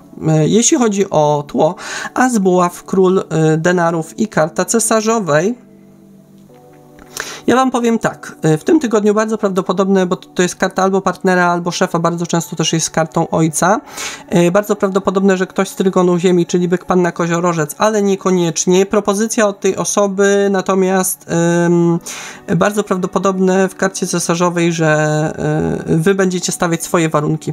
Bardzo prawdopodobne, że będzie jakieś działanie do zrobienia, albo jakieś zagadnienie, które będzie pomiędzy wami a tą osobą poruszane i wy będziecie chcieli w pewien sposób też pokazać swoje zdanie, zawalczyć o swoją pozycję, tak, i nie będziecie chcieli też komuś ustąpić, pomimo tego, że na przykład, nie wiem, partner lepiej zarabia, ale o kwestiach będziecie chcieli, żeby o kwestiach na przykład materialnych, żebyście decydowali porówno, tak, żeby to nie było, że partner zarabiając na przykład lepiej wam narzuca pewne rzeczy. Natomiast w kontekście na przykład szefa, jeżeli będzie pewna inicjatywa, pewna sprawa do rozwiązania, to będziecie na przykład też negocjować. Przypuśćmy, że szef was poprosi, żebyście na przykład zostali w sobotę, bo potrzebuje, żebyście na przykład coś dokończyli, bo na przykład może to być właśnie tydzień, w którym będzie jakaś sprawa do rozwiązania albo zadanie do wykonania, a wy za to powiecie, no dobrze, ale jeżeli będę miał za to dzień wolny, albo jeżeli dostanę podwójną stawkę, czyli to może być właśnie negocjowanie wykonania jakiegoś zadania, tak żeby to dla was było z korzyścią, tak, żeby pomimo tego, że może ktoś, czyjaś pozycja tutaj będzie w pewien sposób, chociaż ja nie powiedziałbym, że król pentakli jest nad tą cesarzową, ale czasem jest tak, że ktoś może próbować, wiecie, wykorzystywać tą swoją pozycję, czy też pewne swoje przewagi do może narzucania nam jakiejś swojej woli. Natomiast wy w karcie cesarzowej widać, że wy w tym tygodniu po prostu nie będziecie chcieli sobie na to pozwolić. Co ciekawe, karta cesarzowej z asem buław to będzie dla małej grupy z was, ale bardzo prawdopodobne, że ten tydzień będzie dobry, na przykład jeśli chodzi o zajście w ciążę. Tak, bo mamy tutaj działanie, mamy tutaj mężczyznę, który chce jakiejś stabilizacji, tak, chce zrobić kolejny krok. Cesarzowa tutaj pokazana jako kobieta w ciąży, no to bardzo znaczące. Co ciekawe, może być też tak dla osób, przede wszystkim samej dla singielek, że w tym tygodniu może pojawić się w waszym otoczeniu, tak, czy też możecie poznać osobę, która będzie, tak powiedziałbym, romansowo nastawiona w waszym kierunku, będzie chciała tutaj jakby to powiedzieć, rozwijać tą relację, może to być osoba dobrze sytuowana, natomiast i as buław może mówić o tym, że ta osoba niekoniecznie myśli przyszłościowo w kontekście budowania trwałej, stabilnej relacji, tylko że potrzebuje właśnie zaspokojenia potrzeb cielesnych. Natomiast ja mam wrażenie, że wam po prostu w karcie cesarzowej nie będzie chodziło o to i możecie być wręcz być tacy niechętni co do tej osoby, że nie wiem, w jakiś sposób spłyca wasze możliwości tylko do zaspokojenia potrzeb fizycznych, a wy byście tutaj oczekiwali czegoś innego. Tak tutaj karty pokazują. Jeśli chodzi o kartę Radę, jest to karta arcykapłanki. Moi kochani, jest to karta tego, że jeżeli czegoś nie wiemy, to albo intuicja wam będzie podpowiadać, będzie bardzo fajnie w tym tygodniu u was pracowała, tak? Albo podświadomość, nawet jeżeli czegoś nie będziecie wiedzieli tak świadomie, to wasza podświadomość będzie znała odpowiedź. Czyli karty tutaj radzą w tym tygodniu, żebyście się kierowali intuicją, ona wam będzie bardzo mocno pomagała, na przykład odczytać w karcie na przykład maga czyjeś zamiary, albo po drugiej stronie tego króla kielichów, przepraszam, pentakli, o co temu osobnikowi chodzi, tak? Może tutaj właśnie być to energia wspierająca, że nawet jeżeli dziwnym trafem nie będziecie czegoś wiedzieli tak świadomie, jako informację, tak, jako fakt, to wasza podświadomość, wasza intuicja bardzo dużo tutaj będzie doprecyzowywać, bardzo będzie wam tutaj pomagała z pewnymi kwestiami sobie poradzić. Dobrze, moje kochane strzelce, ja wam bardzo za to czytanie dziękuję, mam nadzieję, że ono tobie pomoże, jeśli to czytanie ci się spodobało, jeśli rezonuje z twoją sytuacją, jeśli chcesz być na bieżąco z moimi nowymi czytaniami lub po prostu docenić moją pracę, zapraszam cię do subskrybowania, lajkowania i komentowania. Chciałbym życzyć tobie udanego tygodnia. Widzimy się niedługo. Pozdrawiam. Marchman Tarot.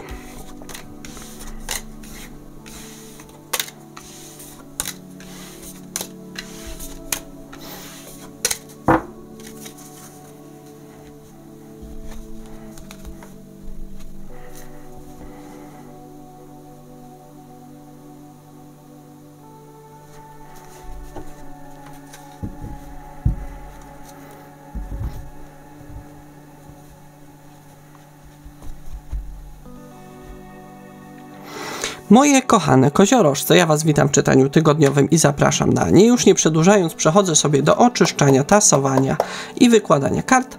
Moi drodzy, po lewej stronie to, co Was czeka w zbliżającym się tygodniu, po prawej tło tej sytuacji, to, czego nie widzisz, doprecyzowanie przyczyny. Bardzo często też się pojawia odrębna kwestia, mniej lub bardziej powiązana, połączona z tym, co po lewej stronie. Natomiast tuż przede mną w dolnej części ekranu będzie karta Rada. Jak się zachować, na co zwrócić uwagę, co powinno być priorytetem, jak się odnieść do danej sytuacji. Koziorożec w zbliżającym się tygodniu zaczynamy sobie trójką kielichów. Moi kochani, strasznie często w tym tygodniu, bo Wy jesteście już 10. znakiem, ta trójka kielichów się pokazuje.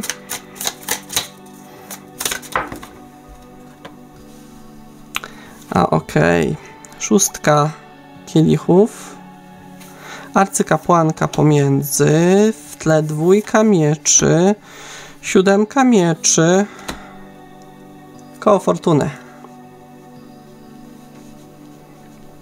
Widać Waszą pewną kreatywność w tle.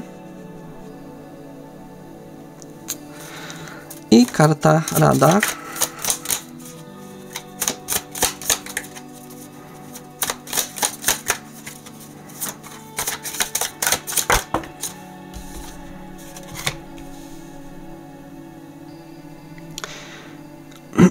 Czwórka denarów. Dobrze, moi kochani, moje kochane koziorożce, zaczynamy sobie Wasze czytanie. Trójka kielichów, arcykapłanka, 6 kielichów. Moi kochani, w tym tygodniu mogą do Was wracać osoby z przeszłości, mogą się Wam przypominać pewne rzeczy, mogą wracać wspomnienia, ale to się nie będzie działo tak ad hoc, bez przyczyny. A karta arcykapłanki mówi o tym, że albo podświadomość Wam będzie chciała coś przypomnieć, będzie chciała Wam coś podpowiedzieć, albo będą pewne sytuacje w tym tygodniu, które dzięki wiedzy z przeszłości pomogą Wam na przykład sobie z tą sytuacją poradzić, tak? Albo będą Wam przypominały o pewnych rzeczach po to, żebyście mieli porównanie, tak? Albo żeby Was przed pewnymi rzeczami uchronić, moje kochane koziorożce. Co ciekawe, trójka kielichów obok, jako pierwsza karta, ona mówi o tym, że albo w tym tygodniu czeka Was jakaś impreza, albo Was czeka świętowanie jakieś, ale też trójka kielichów niestety jest kartą nieuczciwości, jest kartą trójkątów emocjonalnych, ale to też jest karta nieuczciwości.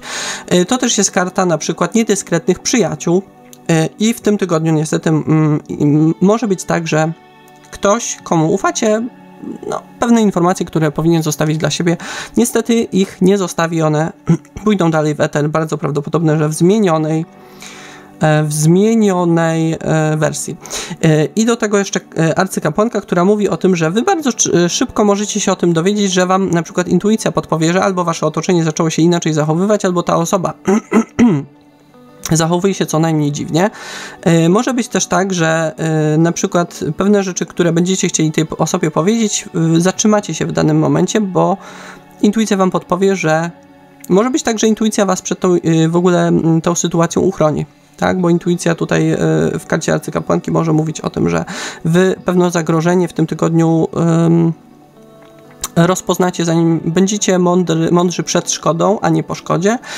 Dodatkowo, moi kochani, karty pokazują, że, tak jak wcześniej już zacząłem mówić, osoby z przeszłości mogą się tutaj w Waszym życiu pojawiać, w cudzysłowie przypadkiem. Bardzo prawdopodobne, że na jakiejś imprezie albo na jakimś spotkaniu spotkacie kogoś z przeszłości. Może być też tak, że gdzieś wyjdziecie na miasto się pobawić, potańczyć, tak? Albo gdzieś między ludźmi będziecie i ta osoba, albo ją spotkacie i zarejestrujecie oboje fakt, że tą osobę widzicie, albo ta osoba gdzieś Wam mignie. Natomiast w karcie arcykapłanki w tym przypadku ja bym powiedział, że Wy w jakiś sposób sobie przypomnicie o tej przeszłości, tak? I na przykład, jeżeli nawet ta osoba, nie wiem, będzie się do Was uśmiać, to Wy będziecie na przykład sceptycznie poprzez te wcześniejsze doświadczenia co do tej osoby po prostu będziecie sceptycznie nastawieni.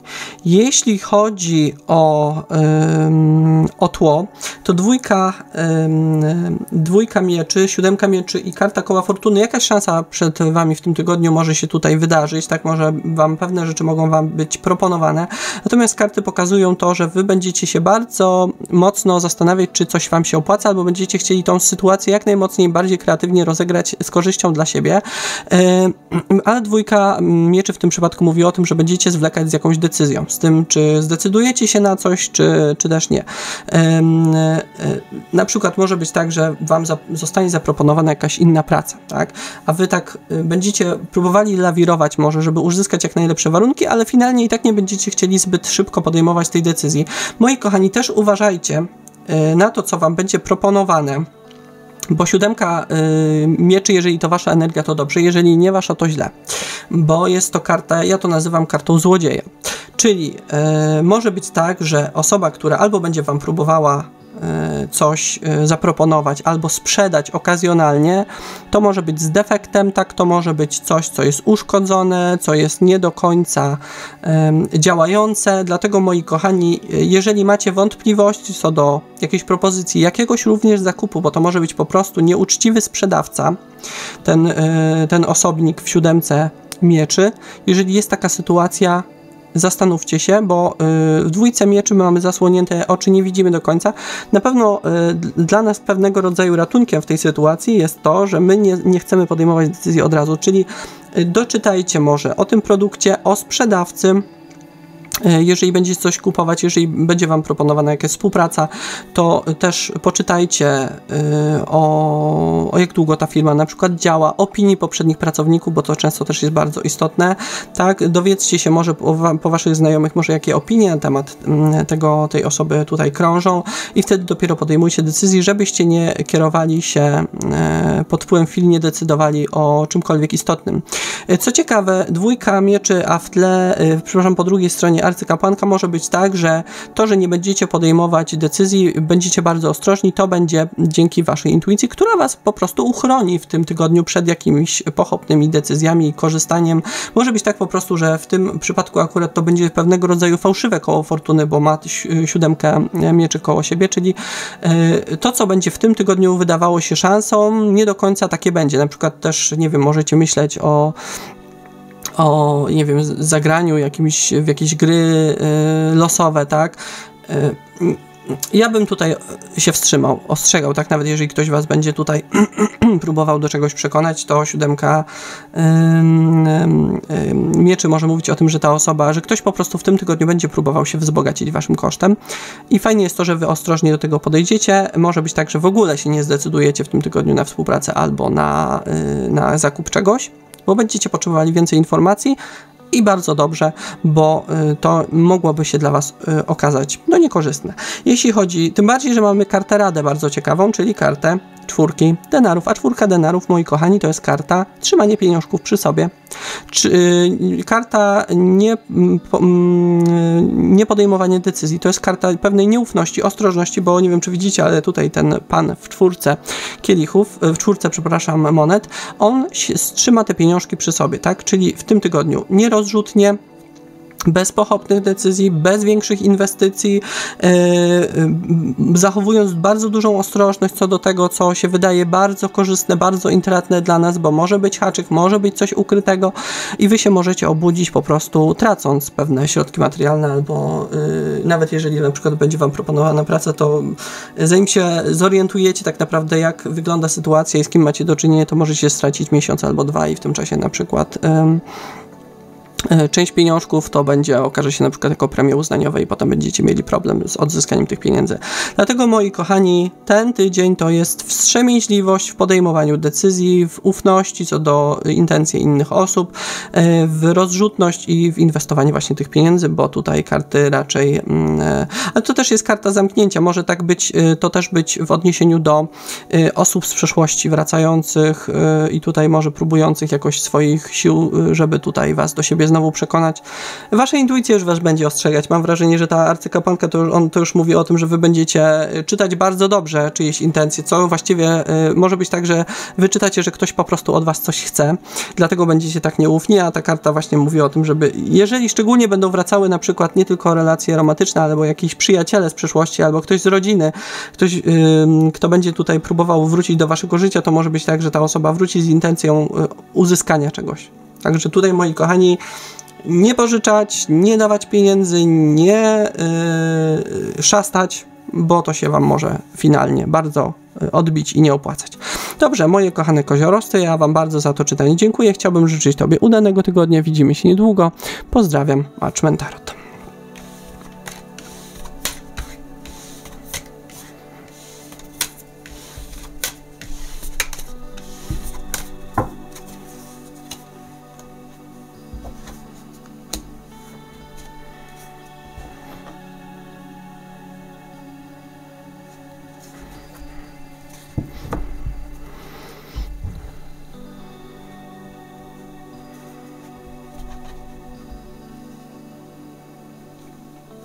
Moje kochane wodniki, ja Was witam w czytaniu tygodniowym i zapraszam na nie. Już nie przedłużając, przechodzę sobie do oczyszczania, tasowania i wykładania kart.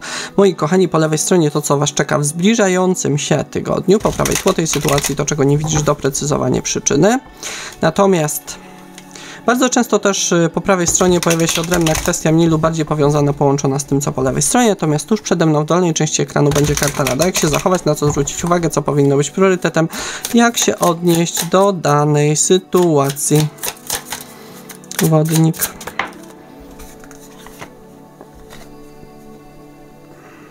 Ósemka mieczy.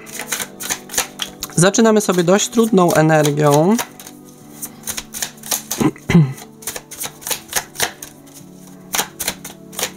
Zobaczymy, czego to dotyczy.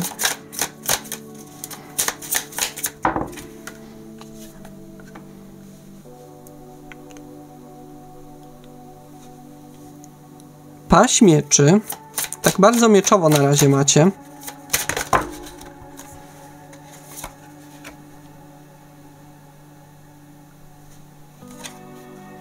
Szóstka mieczy w tle, rycerz pentakli, księżyc, głupiec.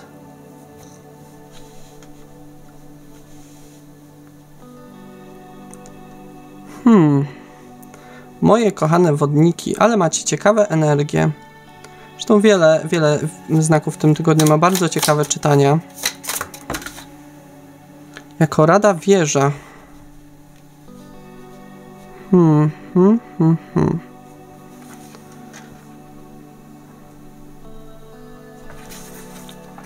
Dobrze, moje kochane wodniki, przechodzimy sobie do Waszego czytania.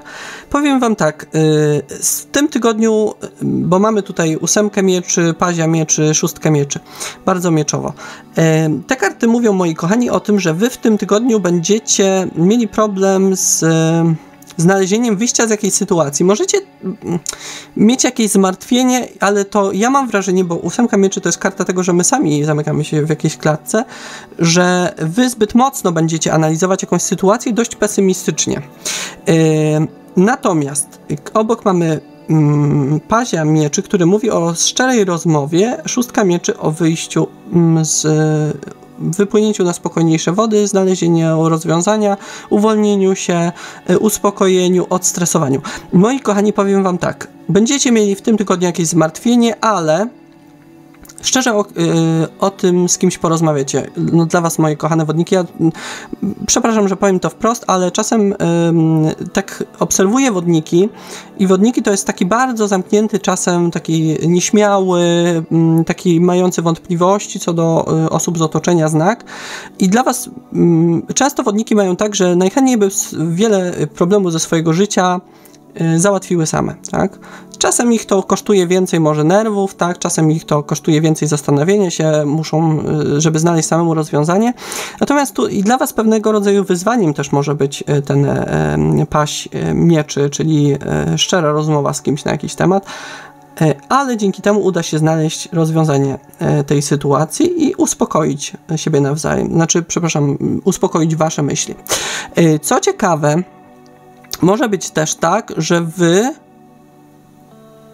w kontekście jakiejś relacji, na przykład, nie wiem, coś się wydarzy pomiędzy Wami a kimś i Wy bardzo się tym zmartwicie, tak? Będziecie bardzo tak poważnie podchodzili do tej sytuacji, a w momencie, w którym wyjaśnicie sytuację z osobą zainteresowaną, troszeczkę, powiedziałbym tak, u źródła, tak?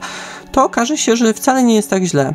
Na przykład, nie wiem, zmartwicie się, że komuś sprawiliście przykrość, albo jakąś, nie wiem, będzie jakaś sytuacja, jakaś wymiana zdań i będziecie się obawiać, co to dalej przyniesie w waszej relacji, w waszej znajomości albo w dalszej współpracy, bo tak to często właśnie 8 mieczy to jest takie stworzenie sobie bardzo pesymistycznego scenariusza, sami sobie, gdzie rzeczywistość nie wygląda wcale tak źle. I tutaj jest po pierwsze w tym tygodniu dla was, poza oczywiście wieżą jako radą, karty mówią o tym, żebyście wyjaśniali sprawę, żebyście też, jeżeli będzie taka potrzeba, będziecie mieli jakieś zmartwienie, radzili się osób, którym ufacie, żebyście w tym tygodniu nie pozostawali z jakimś zmartwieniem, z jakimś problemem sami ze sobą, bo po prostu to nie znajdziecie najprawdopodobniej sami tutaj rozwiązania z tej sytuacji. Bardzo prawdopodobne, że szczera rozmowa i też popatrzenie osoby z zewnątrz uświadomi wam i pokaże wam inną rzeczywistość, inne patrzenie na tą sytuację. No i 6 właśnie mieczy, bardzo pozytywna, ja bardzo lubię tą kartę, bo ona mówi o tym, że właśnie znajdujemy spokój, znajdujemy bardzo często rozwiązanie jakiejś sytuacji, tak? Uspokajamy własne myśli, bardzo prawdopodobne też, że uzyskacie pomoc kogoś z zewnątrz, dlatego też w 6 mieczy będziecie mogli sobie poradzić z jakimś problemem. Także moi kochani, jeżeli w tym tygodniu będziecie mieli problem, nie zamykajcie się sami na niego, bo bardzo prawdopodobne, że po prostu zbyt poważnie podejdziecie do jakiejś kwestii. Troszeczkę powiedziałbym, że zobaczycie problem, niż on jest faktycznie, troszeczkę zdemonizujecie tą sytuację, tak? Natomiast rozwiązanie, karty tutaj pokazują, że będzie naprawdę na wyciągnięcie ręki, nie będzie tak skomplikowane, tylko będzie wystarczyło tutaj się otworzyć i tutaj porozmawiać z kimś szczerze. I jest to rozmowa raczej wskazywana albo twarzą w twarz, tak, albo telefoniczna, bo o tym mówi paź mieczy, tak, czyli taka rozmowa bardziej bezpośrednia, po prostu wyjaśnienie jakiejś sytuacji, wyjaśnienie jakiejś kwestii i ktoś może wam po prostu pomóc sobie poradzić z jakimś problemem i wyjść też z jakiegoś takiego, w kontekście tej oczywiście tylko tej sytuacji, z jakiegoś takiego ograniczenia, to tak jakbyście się zablokowali na jakieś rozwiązanie tego problemu. Tak jakby w waszych oczach to urosło do monstrualnych rozmiarów, a faktycznie problem nie był aż tak trudny, nie był aż tak złożony, jak wam się tutaj tylko czasem po prostu trzeba zapytać kogoś, kto się na przykład w danej kwestii zna, na przykład albo się poradzić osoby, która się w tym temacie lepiej orientuje, na przykład jeżeli macie problem, przypuśćmy, nie wiem, z pieniążkami, z jakimś rozliczeniem, na przykład, a macie znajomą jakąś księgową, tak, albo na przykład macie jakiś problem, nie wiem, natury prawnej, to zamiast się martwić i nakręcać, na przykład warto by się było skonsultować na przykład jakąś znaną prawniczką, tak, z kimś, kto po prostu jest obeznany w danym temacie. I tutaj, żebyście tak naprawdę postawili na rozwiązanie tej sytuacji, może z czyjąś pomocą, a niekoniecznie dalej się nad tym tematem pochylali sami i się po prostu tym wszystkim martwili. W tym tygodniu widać też, że może być tak, że bardzo pomoże wam w rozwiązaniu jakiegoś tematu albo jakiegoś zmartwienia, uspokojenia myśli, może też wam pomóc jakiś wyjazd, bo mam 6 mieczy to też jest karta mobilności, to jest karta wyjazdu. Może być też tak, że gdzieś sobie pojedziecie i na przykład otworzycie się przed osobą, której nie znacie, może niekoniecznie ujawniając jakieś swoje sekrety, ale tak sobie po prostu luźno rozmawiając z kimś, kogo nie znacie i bardzo prawdopodobne, że też ta rozmowa bardzo was rozluźni, bardzo was tak pozytywnie nastroi, tak, i tutaj właśnie w jakimś miejscu takim spokojnym, bardzo prawdopodobne, że troszeczkę takim odseparowanym może od ludzi znajdziecie takie ukojenie myśli, bo 6 mieczy to bardzo często właśnie to jest karta akurat płynięcia po wodzie, gdzie tak naprawdę nikogo innego zazwyczaj nie ma. Troszeczkę mi się kojarzy to albo z pobytem nad morzem, albo nad jakimiś na Mazurach, tak, albo na przykład w Bieszczadach, gdzieś tak naprawdę, gdzie mamy więcej kontaktu z naturą, z otoczeniem takim cichym, spokojnym, niż z ludźmi, cywilizacją, w cudzysłowie cywilizacją, tak, i tym zgiełkiem dnia codziennego, także bardzo prawdopodobne, że też nabierzecie takiego świeżego spojrzenia na waszą sytuację, jak wyjedziecie na chwilę gdzieś z tego swojego miejsca, gdzie jesteście tak naprawdę cały czas. Jeśli chodzi o tło, rycerz rycerz pentakli, karta księżyca i karta głupca, 2 arkana wielkie. Karty pokazują, tak jakbyście mieli ochotę w energii tutaj głupca dziecka rzucić wszystko to, co jest w waszym życiu i rozpocząć od nowa. Tak, ale to jest jedna strona medalu, bo karta głupca to jest nadzieja na przyszłość, chęć jakby rozpoczęcia na nowo, chęć zmian życiowych, bardzo dużo nadziei z tym związanych, ale tym, co was może tutaj stresować, to, że raczej wodnik, znak rozsądny, raczej nie jest taki, że rzuca się na głęboką wodę, to jest pewna niewiadoma. Możecie się bać tej niewiadomej, bać po prostu tego, co zmiany, z jednej strony dużo nadziei, a z drugiej, co faktycznie mogą wam tutaj przynieść, tak, że na przykład, nie wiem, stracicie pewnego rodzaju stabilizację, bo ostatnia energia, czyli karta rycerza pentakli, to jest właśnie planowanie. Wy możecie chcieć pewnych zmian, ale bać się tego, co faktycznie, jeżeli zaczniecie zmieniać, co to za sobą przyniesie i że wy stracicie pewną stabilizację, czy to materialną, właśnie pewnego rodzaju bezpieczeństwo, to, że wtedy wiele rzeczy będzie dla was nowością, niewiadomą, więc tak jak mówię, tutaj karty mogą mówić o tym, też rycerz pentakli to są sprawy materialne, możecie chcieć na przykład zmienić pracę, tak? Albo zmienić pracodawcę, albo zmienić branżę w ogóle, albo zacząć coś robić na własny rachunek, ale boicie się konsekwencji, tak? Tego, że na przykład albo początek będzie trudny, albo że tutaj może macie taką stałą pensję, macie pewnego rodzaju bezpieczeństwo, nie musicie się o pewne rzeczy martwić. No a że jednak rozpoczęcie czegoś nowego to jest jednak niewiadoma. No, jak mówię, wodniki to jest bardzo logiczny znak, który też raczej nie chce działać po twoją chwili i nie chce aż tak ryzykować, bo nie chcę później martwić się, co się będzie dalej działo. To tak jakbyście byli tutaj, z jednej strony chcieli zmiany, a w drugiej byli w 8 mieczy, czyli w karcie takiej klatki, tak? W karcie własnych obaw, konsekwencji swoich działań, konsekwencji swoich decyzji, strachu przed właśnie takimi konsekwencjami tego, co jeżeli wybierzecie tak, a nie inaczej. Jeśli chodzi o radę, bardzo ciekawa rada. Karta wieży, która mówi o tym, zbóż to, co i tak już nie działa. Tak? Odważ się, jeżeli czujesz, że coś jest dla ciebie ograniczeniem, jeżeli czujesz, że coś nie daje ci niczego pozytywnego, jest dla ciebie takim hamulcowym szczęścia w twoim życiu, to nie bój się akurat z tego zrezygnować, tak? Bo karta wieży to jest właśnie tego, na przykład w kontekście jakiejś nieudanej współpracy, że nie czekamy, aż ktoś nas zwolni, albo że w jakiś sposób będzie robił różne działania, żeby, nie wiem, nam uświadomić, że nie dogaduje się z nami, albo że słabo pracujemy, albo że z perspektywy oczywiście tej osoby, albo że ta osoba będzie sama próbowała zburzyć tę wieżę w postaci tej współpracy, tylko tego, że jeżeli odczuwamy więcej negatywów w danej sytuacji niż pozytywów, tak, żebyśmy sami tą wieżę zburzyli, która i tak prędzej czy później musi runąć, tak, żebyśmy to my byli tą osobą, która tak naprawdę jest kontroluje sytuację, tak, jest tą osobą, która nie w momencie, w którym na przykład nam jest to nie na rękę, ktoś rezygnuje na przykład z współpracy z nami, bo się od dłuższego czasu nie układa ta współpraca, tylko my sobie planujemy wcześniej, układamy pod to, tak, układamy, nie, że w pewnym momencie na przykład, nie wiem, to jest dla nas trudny moment i na przykład w tym momencie nie najlepszy jest dla nas zakończenie danej współpracy, tylko wcześniej przewidujemy pewne rzeczy, przygotowujemy się do tych zmian, no i w tym kontekście sami burzymy wieżę, która w naszym życiu i tak runąć musi. Dobrze, moje kochane wodniki, ja wam bardzo za to czytanie dziękuję. Chciałbym życzyć tobie udanego tygodnia. Widzimy się niedługo. Pozdrawiam, Marchman Tarot.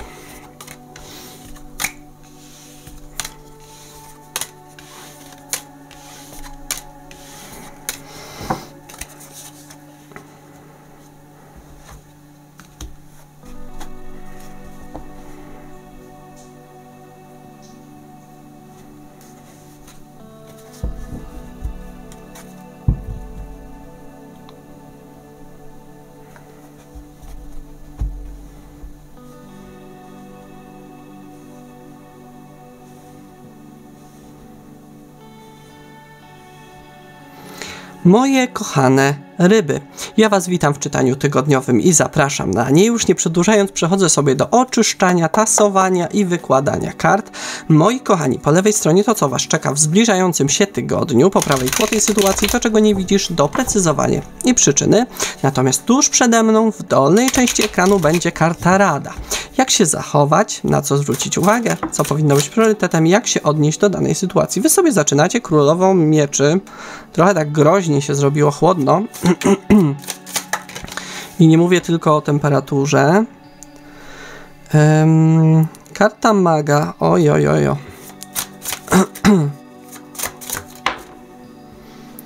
Karta wisielca. 2 arkana wielkie. Tło, 6 monet. Królowa monet. 8 kielichów.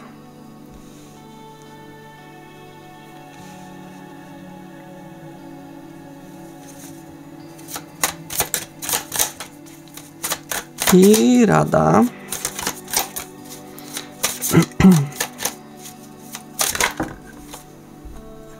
Jeszcze jedna królowa, moi kochani.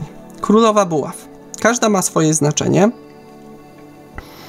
Dobrze, moi kochani, zaczynamy sobie od początku, od lewej strony. Moje kochane ryby, pierwsze z lewej strony królowa mieczy, karta maga, karta wisielca. Powiem Wam tak, po pierwsze, w tym tygodniu możecie próbować dużo mocniej wpływać na swoją rzeczywistość, możecie być bardzo krytyczni wobec otoczenia, możecie być chłodni, zdystansowani, asertywni. Może być tak, że w tym tygodniu po prostu odkryjecie, że za bardzo czasem, moje kochane rybki, płyną z prądem i za bardzo pozwalają otoczeniu decydować również o Was, tak, o tym, co w Waszym życiu się dzieje, i Wy możecie po zobaczeniu pewnych rzeczy po prostu postanowić bardziej chwycić te lejce własnego życia i sobie tym bardziej kontrolować. No i właśnie w tej królowej mieczy, no tak zawiało trochę chłodem. Jeżeli to jest oczywiście Wasza energia, to właśnie karty pokazują, że Wy będziecie chcieli w karcie, w połączeniu z kartą maga, bardziej tym życiem kontrolować. Możecie w stosunku do otoczenia być bardziej tacy zdystansowani, szczególnie co do osób, które próbują Wam jakoś swoją wolę narzucać. Tak? Bo ryby to jest taki znak, który czasem ma problem powiedzieć nie, ma problem powiedzieć, że się na coś nie zgadza, tak? Bo chciałby, żeby, też bardzo często liczy, że jeżeli jest w porządku wobec otoczenia, jeżeli się zgadza, to otoczenie będzie to doceniać i będzie też działało na korzyść Waszą, czyli ryb. No nie zawsze tak, moi kochani, niestety jest. Czasem niektórzy tą taką uległość niestety, ale wykorzystują dla własnej korzyści. No i właśnie karta maga, też zaraz przejdziemy sobie co do tego, co oznacza, jeżeli to jest energia z zewnątrz. Natomiast karta wisielca mówi o tym, że Wy w kontekście tutaj tej sytuacji, tak, tego, że Wy będziecie bardziej starali się tutaj być bardziej decyzyjni. Karta wisielca może mówić o tym, że w jakiś sposób, tak jakbyście sami w jakiś sposób uspokoili swoją rzeczywistość, swoje otoczenie, tak? Tak jakby poprzez to, że Wy przestaniecie się na pewne rzeczy zgadzać, tak jakby w Waszym życiu nagle w tym tygodniu mniej rzeczy takich dziwnych się działo, tak? Tak jakby w karcie wisielca chwycenie tej sytuacji we własne ręce doprowadziło do tego, że Wy będziecie mieli dużo większą kontrolę nad tym, co się będzie działo, i nagle tak jakby wiele rzeczy się uspokoi, jak zaczniecie mówić nie. Tak? Wcześniej może było tak, że to na to się zgadzacie, to nie wiem, nagle dodatkowe obowiązki, na to się zgadzacie, to nagle tutaj trzeba coś jeszcze zrobić. A tutaj, jak zaczniecie mówić nie, to tak jakby nastała cisza, tak? Jakbyście poprzez pewną asertywność nagle okazało się, że mniej rzeczy macie do zrobienia, że może to w ogóle ten tydzień być takim tygodniem spokojniejszym dużo u Was, tak? Bo ta karta wisielca może mówić o takim pewnym zastoju. Jeśli natomiast ta karta maga jest energią osoby z zewnątrz, to może być tak, że Wy po prostu odkryjecie, że ktoś z Waszego otoczenia próbuje Wami manipulować, i jeżeli Wy będziecie właśnie w tej królowej mieczy, no to będziecie bardzo, jeżeli zobaczycie czyjeś działania w waszym kierunku niekoniecznie korzystne dla was, zobaczycie, że ktoś was próbuje manipulować, przeinaczyć rzeczywistość, kłamać, to bardzo mocno zareagujecie od razu na działania tej osoby, tak? Że powiecie od razu, co myślicie, chociaż do ryb to jest troszeczkę niepodobne, tak? Ale i karta Wisielca też może mówić o zatrzymaniu na przykład jakiegoś kontaktu waszego z tą osobą. Może być tak, że po prostu w waszym otoczeniu na przykład ktoś albo będzie próbował stawiać się w roli ofiary, albo oczekiwać od was jakiejś pomocy, chociaż tej pomocy tak naprawdę nie potrzebuje i wy, o dziwo, czasem też ryby mają skłonność do tego, że jak intuicja zaczyna im podpowiadać, jak się sprawy mają, to ryby mają bardzo dużą zdolność do tego, żeby się zamieniać w detektywów, tak? Czyli jak przestają ryby ufać i zaczynają sprawdzać, a mają ku temu dar, żeby potrafić zdemaskować naprawdę najlepszego ściemniacza, to może być tak, że po prostu ryby odkryją prawdę o kimś, tak? Zaczną sobie weryfikować czyjeś na przykład wersje na różne sytuacje i odkryją, że coś tutaj do końca nie gra. I właśnie może być tak, że w tym tygodniu wy po prostu, jeżeli zobaczycie, bardzo prawdopodobne, że zdemaskujecie jakiegoś maga w waszym otoczeniu, no i się nie będziecie patyczkować, bo karta Wisielca w tym przypadku będzie mówiła o albo odcięciu, a zakończeniu kontaktu, albo o jakimś takim, tak jakbyście chcieli jak najmniej z tą osobą mieć wspólnego, nawet jeżeli to będzie na przykład w otoczeniu pracowniczym, to tak jakbyście albo przestawali się do tej osoby odzywać, albo w jakiś sposób starali się jak najmniej możliwe tylko z tą osobą mieć kontaktu, tak jakbyście po prostu chcieli tą osobę odsunąć od siebie, tak? W jakiś sposób te interakcje pomiędzy wami właśnie w karcie Wisielca zawiesić. No i to jest, Królowa Mieczy to jest taka mocna reakcja, tak? Taka stanowcze powiedzenie, wiesz co, ale czemu ty mi tu właściwie ściemniasz, tak? Przecież ja wiem, że jest inaczej niż mówisz. I też karta maga w kontekście na przykład pracowniczym może mówić o tym, że ktoś próbuje na przykład poprzez swoje różne zmienianie różnych wersji tego, co widział, co słyszał, na przykład próbuje wami manipulować. Wy możecie w tym tygodniu po prostu odkryć czyjąś manipulację w waszym kierunku, że ktoś próbuje dla własnej korzyści, tak, dla nastawienia was na przykład przeciwko komuś, próbuje was kłamać, próbuje was oszukiwać. Ale wy tutaj nie pozostaniecie bierni w stosunku do tej sytuacji, tylko od razu powiecie, co na ten temat myślicie. Jak tylko ogarniecie, co się właściwie wokół was dzieje, tak? I wtedy karta Wisielca mówi o tym, że ja z tą osobą za wiele już wspólnego nie chcę mieć, niech ta osoba idzie komuś innemu ściemniać, niech ta osoba idzie komuś innemu tutaj wkręcać kit, tak? I przekręcać słowa innych osób na przykład. Jeśli chodzi o tło, szóstka pentakli, królowa pentakli, ósemka kielichów.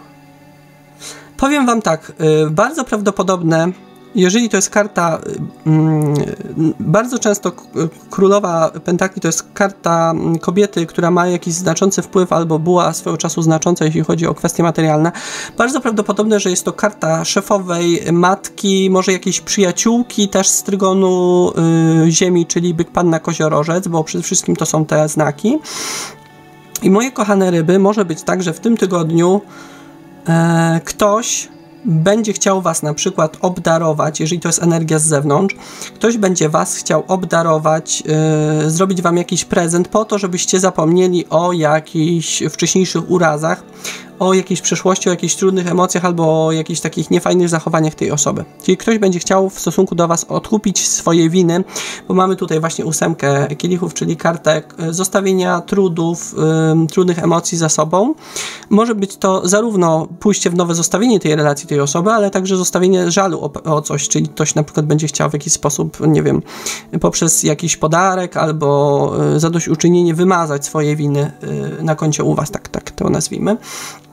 Albo też może, czy szefowa, czy matka, wy na przykład zastanawiacie się nad odejściem, nad zostawieniem tej relacji, tej osoby albo tej współpracy i ta osoba, wiedząc, że co się dzieje, tak, wiedząc, że wy no, pewnych rzeczy już jest za dużo, że wy chcecie odejść, że wy chcecie zostawić tą relację, czy tą współpracę, będzie chciała odkupić swoje winy albo w jakiś sposób właśnie jakąś premią, jakimś docenieniem was będzie chciała ta osoba was przy sobie zatrzymać. Jeżeli to jest energia osoby z zewnątrz. Jeżeli natomiast ta królowa pentakli również byłaby waszą energią, no to moi kochani, królowa pentakli to wtedy mówiłaby o tym, że wy będziecie myśleć o bardzo dużej niezależności, ale też o przyszłości, tak? O tym, żeby uczciwie, tak, myśleć o tej swojej przyszłości, o tych swoich rozstrzygnięciach na przyszłość. Ta szóstka pentakli to też jest równowaga w dawaniu i braniu, szóstka kielichów. Możecie chcieć zostawiać jakąś relację. Myśląc pod kątem przyszłości tego, że coś, pewna relacja może was ograniczać. Na przykład może tutaj chodzić o jakąś matkę, przypuśćmy, może chodzić o jakąś apodyktyczną matkę, która ma wobec was jakieś nie wiadomo jakie oczekiwania, a nie jest w ogóle wdzięczna za to, że się na przykład jej pomagacie albo nią opiekujecie, tak? I tu możecie chcieć w pewien sposób ze względu na własne dobro, na to, że wy też chcecie mieć na przykład własne życie, ułożyć sobie to życie, możecie chcieć na przykład w pewien sposób równowaga w dawaniu i braniu i na przykład ograniczyć kontakt z nią. Może niekoniecznie ją zostawić samą sobie, ale też ograniczyć po to, żeby mieć perspektywę tego, żeby na przykład zacząć swoje życie w inny sposób na nowo, tak? Tutaj w ogóle te karty pokazują, że wy możecie chcieć wyrównywać jakieś rozczarowanie i z niektórych relacji, z niektórych znajomości w waszym życiu w tym tygodniu rezygnować ze względu właśnie na plany na przyszłość. Tak? Widzicie, że jakieś relacje się nie sprawdzają i już nie chcecie na przykład inwestować w coś. Nie chcecie tutaj starać się o coś, co tak naprawdę o sprawę, o relacji, która jest po prostu już w waszym mniemaniu po prostu przegrana, tak? Albo osoba, która też ósemce kielichów po prostu sprawiła wam już swego czasu też dużo przykrości, tak? I takie osoby też bardzo prawdopodobne, że z szacunku do siebie będziecie od siebie odsuwać. Jako rada, królowa, kolejna, królowa buław, czyli kobieta nakierowana na cel, zdecydowana, pewna siebie, z jednej strony taka bardzo, jeśli chodzi o takie cechy, podejście na przykład do osób, które na przykład poznaje pod kątem budowania relacji, bardzo eteryczna, ale jednocześnie taka asertywna, jeszcze do tego taka pełna sprzeczności, do tego jeszcze bardzo często tajemnicza, tak, ale przede wszystkim stawiająca swoje dobro, swoje cele na pierwszym miejscu. I moi kochani, co ciekawe, zauważcie jedną rzecz. W tym tygodniu pojawiły się wszystkie energie wszystkich królowych oprócz waszej. Tak? I wy się tutaj pokazujecie naprawdę w zależności od tego, co do jakiej relacji, co do jakiej sytuacji macie do czynienia, jako totalnie w innych energiach. I tutaj właśnie jako rada, królowa buław to jest kobieta, która ona walczy bardzo mocno o swoje, zdecydowane, jeśli chodzi o swoje dobro, o swoje cele i czasem jest niezrozumiana przez otoczenie ze względu na to, jaki bardzo potrafi być zawzięta, tak? Natomiast to jest karta tego i tu są właśnie takie różne sytuacje po obu stronach, które pokazują, że czasem ryby swoją uległością, swoją takim troską o innych tracą. I to nie chodzi o to, żeby nie wiem, rezygnować z osób bliskich, żeby nie doceniać ich. Nie, moi kochani. Te karty pokazują, żeby doceniać osoby, które są dobre dla nas, na które my możemy liczyć. Ale w kontekście osób, które nie doceniają nas, nie są skore do tego, żeby też w jakiś sposób nam rekompensować pewien na przykład nasz wkład, które nie potrafią budować relacji z wami, takich uczciwych, tak, sprawiedliwych, równomiernych, żeby nie upierać się przy trwaniu w tych relacjach, bo to może dla was być po prostu, nie że nawet niekorzystne, ale w pewien sposób te relacje mogą też zabierać wam wasz czas, wasze pozytywne emocje, też może ryby jako znak, który jest skory do pomocy, czasem osobom, którą na tą pomoc nie zasługują, wy możecie rezygnować z siebie dla kogoś. Moi kochani, królowa buław to jest totalnie inna energia. Energia tego, że ja też widzę to, co jest dla mnie dobre, swój interes, potrafię o niego walczyć. Czasem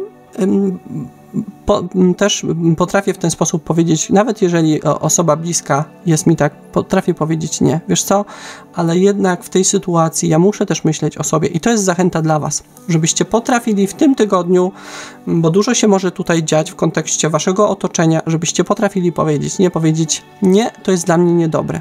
Tak? Dlaczego próbujesz mnie zachęcić do czegoś, co opłaca się tylko tobie, tak? Co finalnie przyniesie korzyść tylko tobie. Dlaczego ja nie mogę poświęcić się pracy dla samego siebie? I tak tutaj, moi kochani, ta kobieta jest zdecydowana na cel, który jest dobry dla niej. Tak samo, moje kochane, dla was, kochane ryby, w tym tygodniu tym zadaniem jest to, żebyście stawiali i skupiali się na zadaniach, które wam przynoszą dobro, wam przynoszą korzyści, są dla was pozytywne.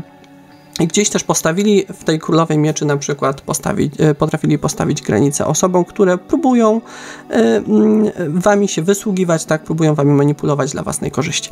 Dobrze, moje kochane ryby, ja wam bardzo za to czytanie dziękuję. Chciałbym życzyć tobie udanego tygodnia. Widzimy się niedługo. Pozdrawiam. Marchman Tarot.